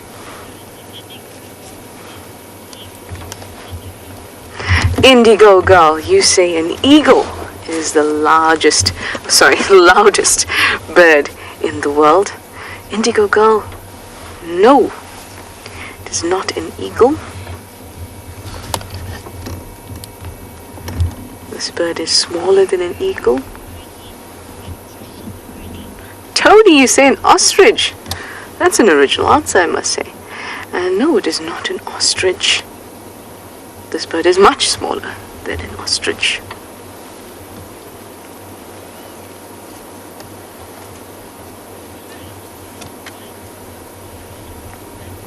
Chris, you say a white bellbird.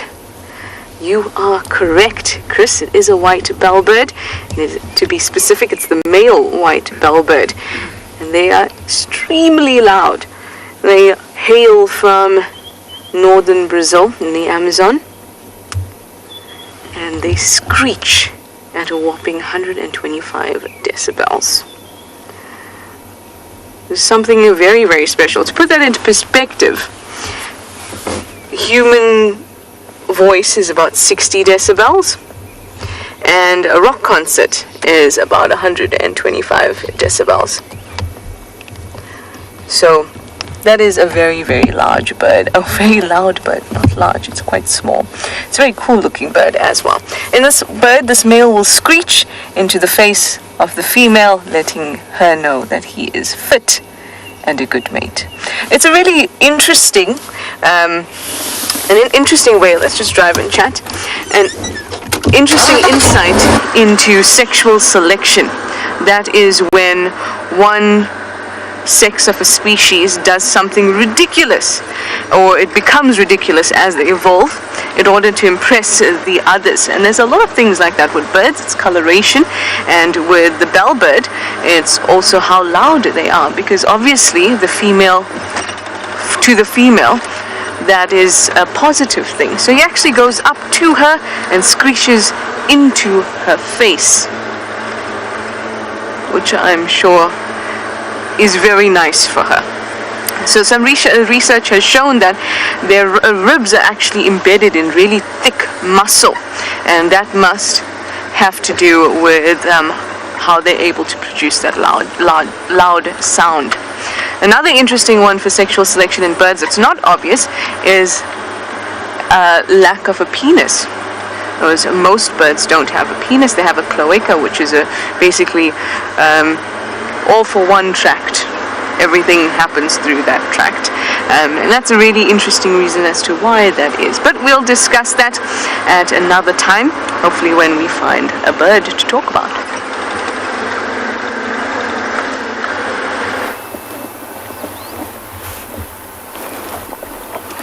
Welcome back again. Here we have a single Thompson's gazelle, and the rest are just wildebeest, and it's the same story. A slight change. The ones farther away are, pacing towards the river. Hopefully they'll go.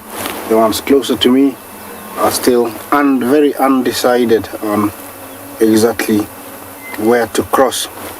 Remember, this is typical of the wildebeest crossing, and for us, we just have to be patient. It's a waiting game. You can never force them. I've had people previously telling me, why can't we just corral them and push them, towards the river? I would say that would be very unnatural. Okay, look at that. This is a very unusual area for them to go down. Let me just go quiet, because maybe if I talk, they will come back. So let's wait and see. Yeah, I don't know if it's gonna happen, guys. Let's just wait and see. It's been years since I saw them use this crossing. It's not one of the good ones. So let's just wait and see. Here it's a matter of pressure coming from behind, because there's no way for them to turn. So let's wait and see. Are they going further down? Yes, they are. Yes. We have more coming. Yes, we do have more coming. You can't see them, but I can see them coming. Yeah. This is typical of, this area. You just have to be patient. I salute all, guides who bring people to come and watch this wildebeest, because sometimes, people say that, why can't they cross? Why are they not crossing now? But this is nature. You cannot force nature. It happens when it happens. Like right now, I am starting to get excited, but it might be short-lived, so I don't know.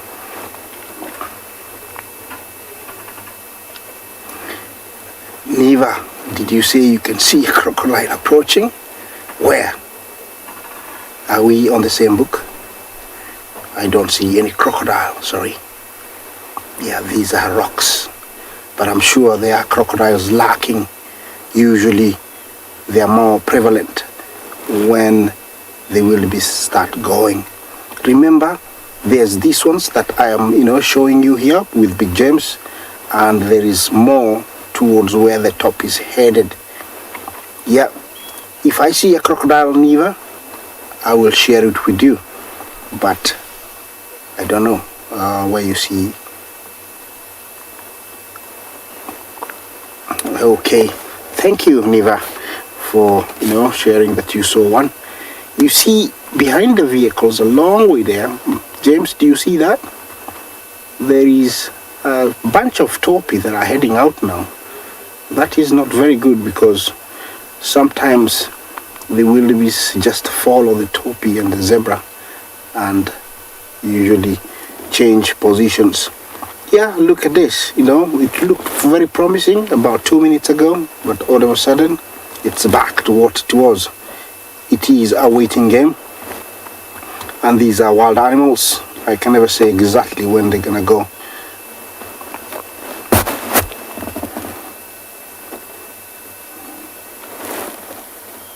Sally, do you say, how long can a crocodile last after eating one meal?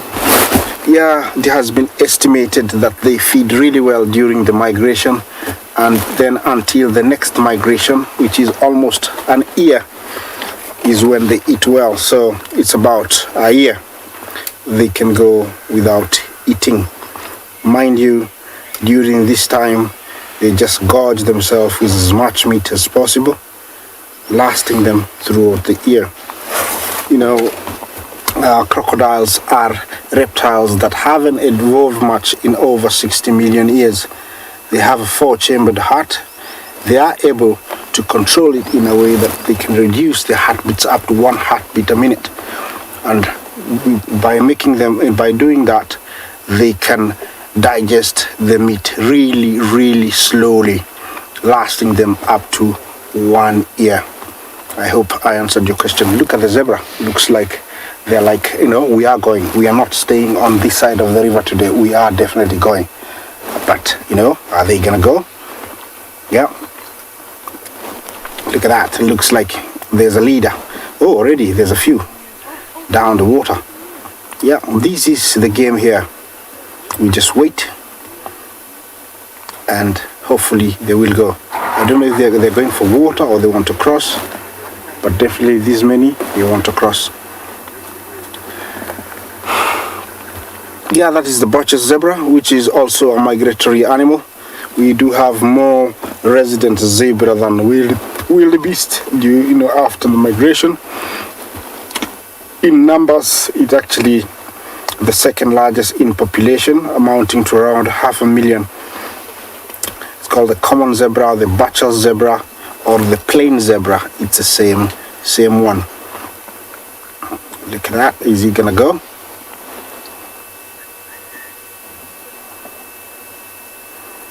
Luck, you say maybe finally the zebra will go fast. I don't know, maybe they will. Yes, maybe they might get started, but you can tell they're very skittish. I don't know if there is a crocodile down there, or maybe somebody had a bad experience last time they crossed, which every time they reach the water they remember and they don't want to be the first ones to go. Yeah, once bitten, twice shy, so they say. So when they get there, they really have to be very careful. See, that one I think is just drunk and came back. Yeah, there's quite a good number of zebra. All of a sudden I hadn't seen this many. Yeah, well, as always, it's a waiting game. Yeah, and I'm waiting here to see what's gonna happen. See that they haven't drunk, those ones. They have decided to go back. Yeah, some more coming. Are we gonna go? Do you see anything? No, is that a rock? No, I don't know. Are we gonna go? Yeah, we don't know.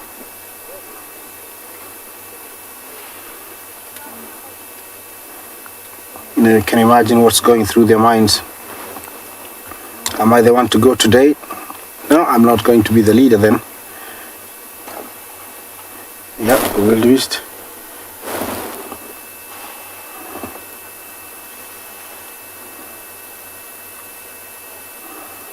Sasi Kate, you ask if the wildebeest have good vision.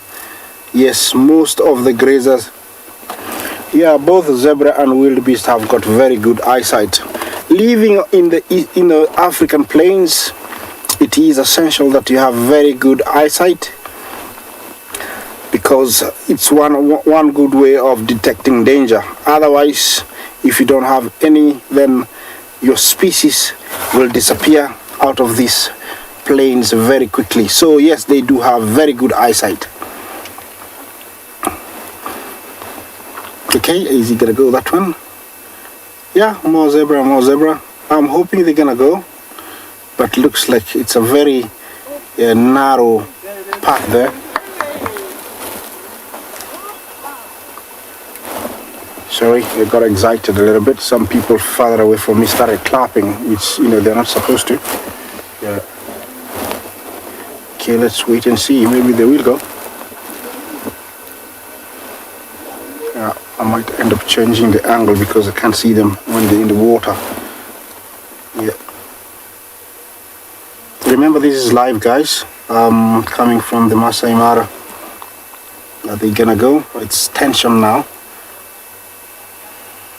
Myself, Big James, everybody, we don't know if it's gonna happen or not. If they do go, all the herds we are seeing earlier will come and cross. So I'm looking forward to this, but still I'm not guaranteeing anything.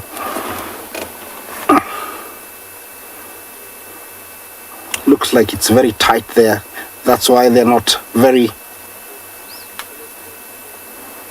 Sarah, you see there's so much anxiety. Yes, definitely there is.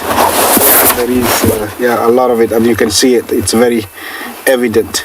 I think it's very tight there, and that's why they're biting and trying to kick each other, because they want that space in case of anything they can flee or kick.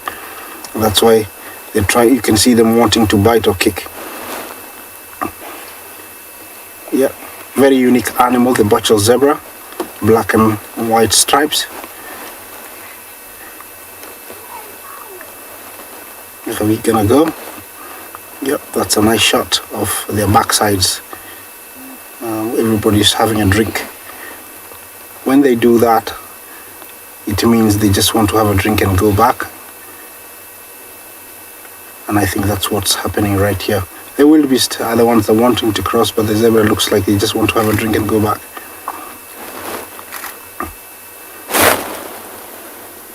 there's no much tension like before. Everybody's like standing still now out on the plains. You see that there's no much movement. As you can see, it's just a few moving. This is typical after a lot of tension and after a lot of interest. To look like they want to cross, they usually stand in small groups. Then after a while, it's like the tension increases, and then they break away and want to cross again. So this is where I'm gonna be for the next until maybe the show ends. Hopefully they will cross and we can share another crossing with you guys.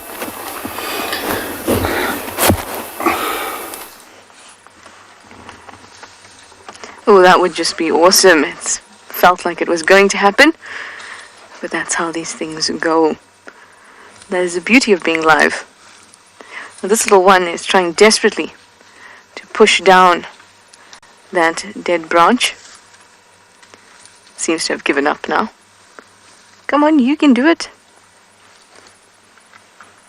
There we go.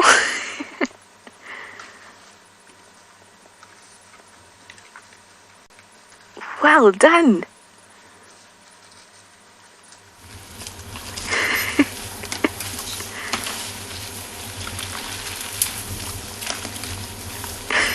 This is great. I would have seen adults do this all the time. Adults are generally doing it to get to nice juicy bits of bark or some really nice moist roots. But this little one is just acting on what it's seen. That dried trunk really has nothing to offer it. It's a really nice big herd. Again, all very relaxed. And they were quite far away when we found them. And now they're moving closer. Aww, looks like they're taking a selfie.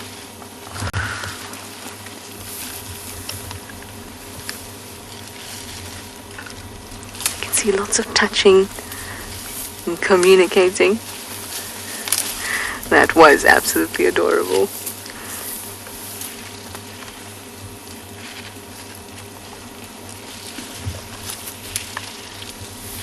These two were taking a selfie just now, had their heads against each other.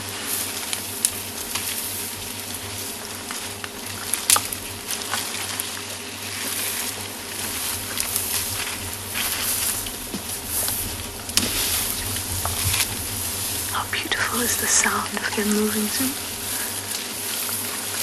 Ah, you want to come over and say hello? Hello, you two.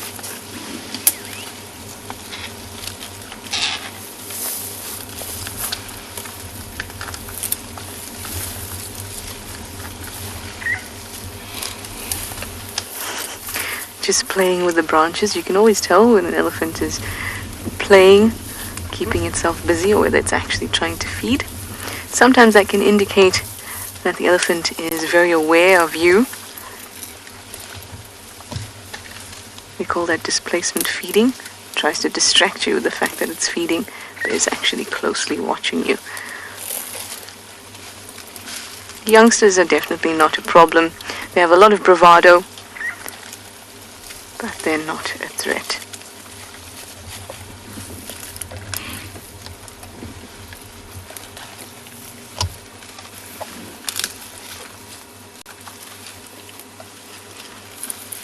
I love watching young Ellies getting used to their trunk, what it can do, which ways it can twist.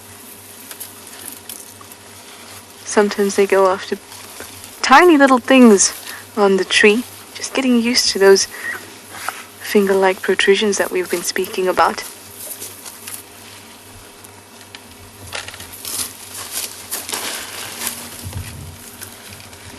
Hi, I see you.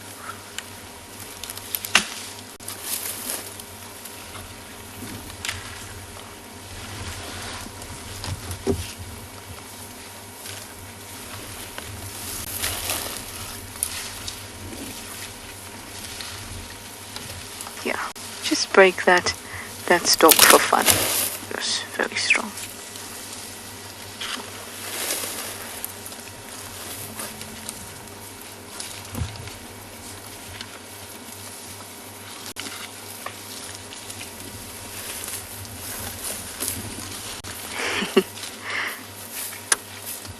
absolutely enjoying this. There's so many, I'd say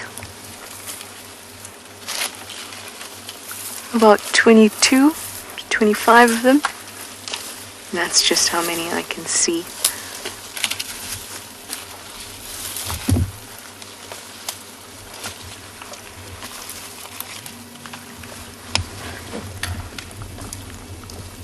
It's always lovely to just sit with them because it's such a peaceful atmosphere when they're relaxed, at least.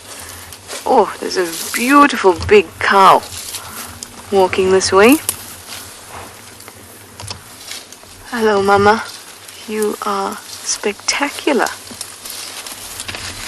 Oh, this is my favorite type of elephant sighting because we've been sitting here for about 10 minutes and they're quite far away and they've slowly moved towards us. So they know that we're here and they're making the decision to move closer. So they don't feel like we are a threat to them, that we're imposing on them. They know we're here and they've still decided that they'd like to come through. Hello, Special.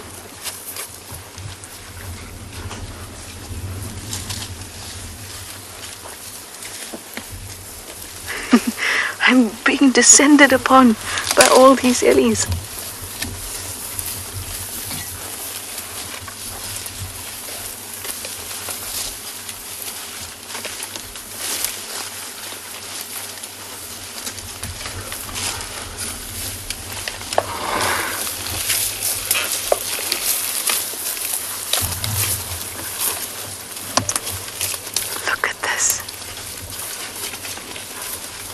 William, you say their personalities are so interesting. That's why I love them. It seems that we can have a conversation with them. Even though you're the only one talking, obviously. It seems that you can have a conversation with them. Even if they're upset with you, you can ask them, why are you upset with me?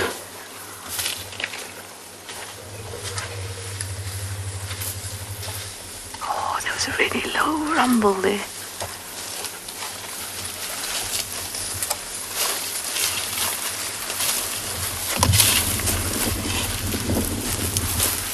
So careful.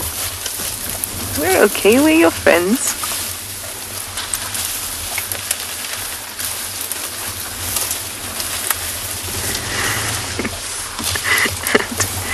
Over this side too. Lots of them have orange trunks from all the cambium they've been eating.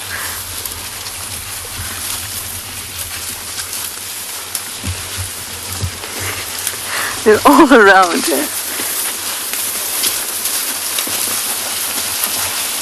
Hey, big girl.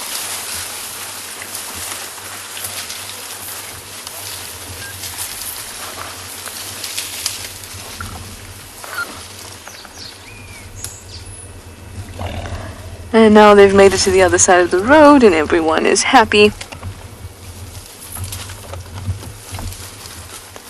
And they'll begin eating again. Hi, Ryden. You'd like to know if they ever perceive humans as a threat? Absolutely.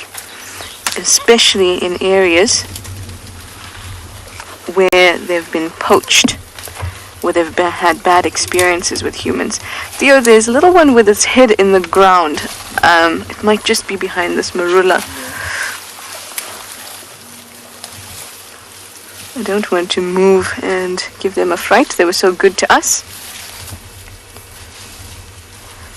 So Ryden, yeah, definitely. In areas where they've been poached, where they have bad experiences with people, even in these areas, if they've had a bad experience with a vehicle that has maybe separated a mum from a calf, they could definitely be a threat. See, the problem with an elephant is there's no turning back. Once it decides that you are a threat and it wants to charge you, there's such a small chance that you are going to survive that. Just because of sheer mass. So it's always good to be cautious. Any animal is potentially dangerous. So it's always important to be cautious. That's why I said that a sighting like this is my favorite, because we get to sit and they come to us and we know that they are comfortable with us. So I'm very happy with that. That was amazing to share with you.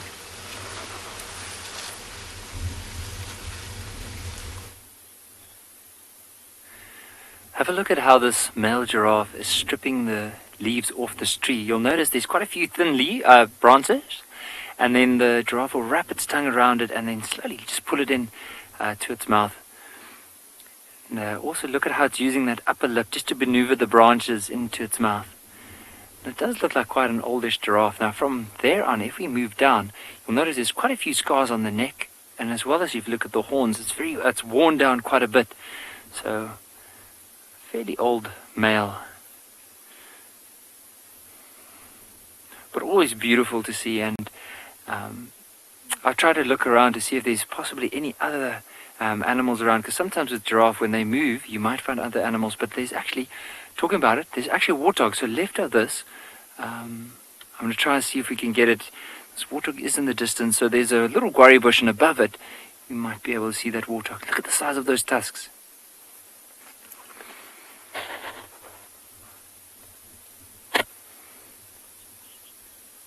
Very, very curled, those tusks. And also just look at the ears. What I often enjoy about a warthog is just the shape of the ears. See how almost looks like it has this triangular shape. And you'll notice the tusks also, normally with warthogs they push out quite far sideways, but this one, very rounded tusks.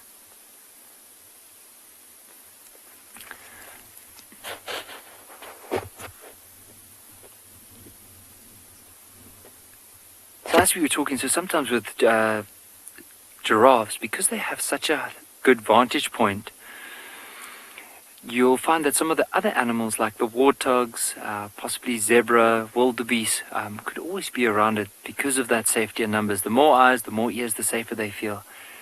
And I do agree with all our viewers that warthogs are such special animals. Now, I don't know if the viewers know how to tell the difference between the males and the female warthogs, especially from if we only had this angle to work with.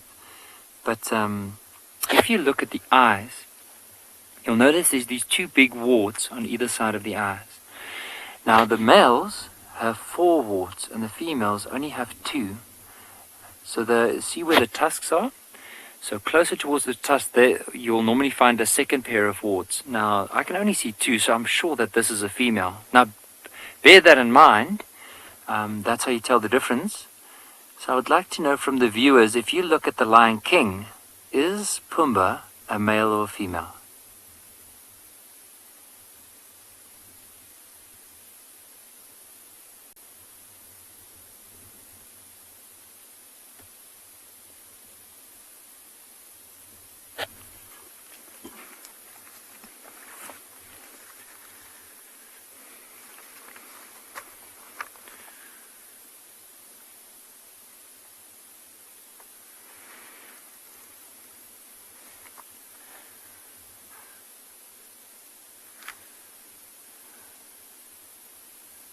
So I just wanted to take that time, because that warthog is moving, so where we can't really see it, I just want to show some of the viewers that might not be able to see it from a distance.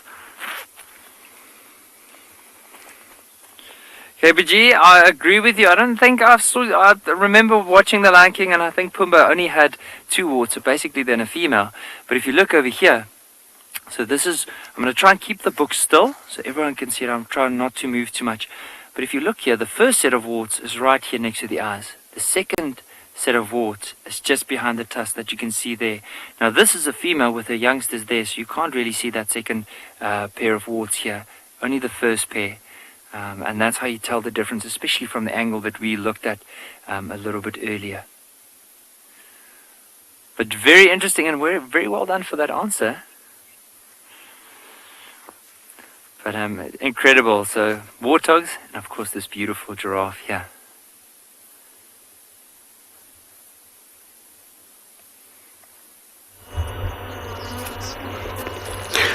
Well, buffaloes all over.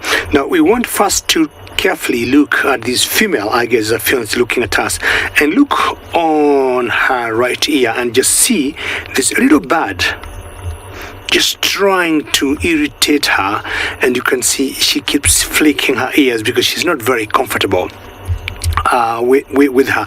Ideally, I would say she is in one way and the other not, because what that is an oxpecker. difficult for me to tell what oxpecker it is. We've got two species of oxpeckers here in East Africa, the red-billed oxpecker and the yellow-billed oxpeckers, and they form some sort of symbiotic relationship, because what she is doing is trying to get any parasites or ticks out of her ear, because the ticks will always get to glue themselves on the very soft parts of the bodies, either by the ears or by the nose. And now she moves to the next ear, and what she's exactly doing is to remove any parasites, and more so ticks than anything else, occasionally mites. And she'll use her beak sometimes as a pair of scissors just to cut through the fur to reach to the ticks. Apparently, sometimes we have also seen these same oxpeckers, instead of removing the ticks, they also suck blood, especially the red-billed oxpeckers. They suck blood from these animals. It's such a huge herd, and you can see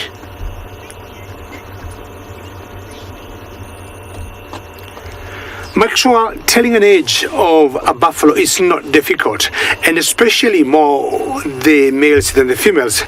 And Maxwell, you may have known that males have bigger horns than females. We call them the boss, and the heavier or the older they get, the horns become bigger, they become broader, and they become very rough. The very old bulls, like that one there, the very old bulls, you'll see sometimes the balls getting grayish and the tips of the horns almost touching. So that would give an idea of how old a buffalo is.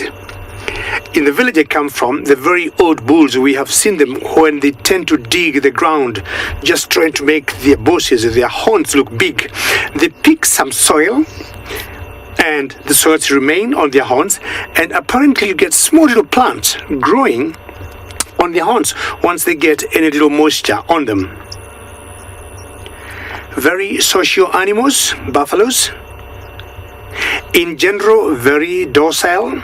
They rarely attack, but this is one animal you do not want to play with. The only reason I say that is because many animals out in the African, bushes, we are able to read their body languages. But out of my own personal experience, buffaloes are very difficult to understand. One moment, they seem to be like all good, Hakuna Matata, but the next minute, or maybe the next 5 seconds, he will be with you. And we have seen them doing more harm, the males than the females. I'm looking at about 100, 150 odd buffalo. This is like the herd we got here. Now, because it's rather warm now, they have slowed down, and what they want to do, they'll wait until maybe it cools off for them to move or start feeding. Well, buffaloes, it was something nice to see, different from the wildebeest I've been seeing. I'll just move on and maybe try something else.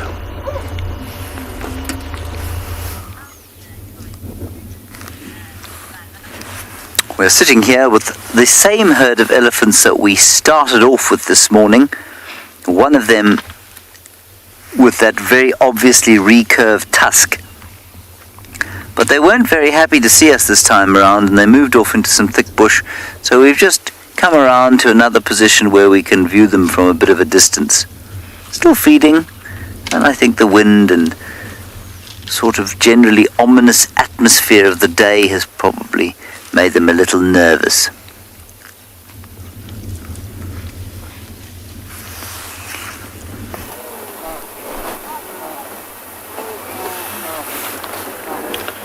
Welcome back, guys. I'm still in the same position, and confusion is increasing over here. You can see there's those ones turning to the right, heading to the river. There's this one's leaving the river and going left. So it's total chaos and confusion. And like you can remember, I told you wildebeest are animals with a mind of their own. There's those ones that are leaving, there are those ones that are coming. They have been going around these crossings. I'm sure some of them have visited all the three crossing in this stretch of about a mile this morning, but eventually one will give in and just cross. This is live. You remember, this is live. It's happening now. I am here. I have been here. I want to share this with you, but bear with me and also understand that this is all part of the migration. It's not always guaranteed. This is what we go through when we come here. We cannot force them. We cannot say exactly what time they're gonna cross, but mind you, right now the crocodiles have warmed up with all the sun, so if they were to go, many of them would die because the crocodiles can swim faster unless they get them or find them by surprise. Like I said, the last 2 days, it's going to be happening. It's going to be happening a lot in the next coming days and coming weeks, because there is almost 500,000 wildebeest on my side of the river, which is called the Mara Triangle, and I'm sure they will be wanting to go to the other side, which they will stay there and then eventually come back to this side. Yeah, so all I can say now is, on behalf of all my team, my cameraman, my colleagues in Juma, in PHINDA, is goodbye and see you this afternoon. Bye bye.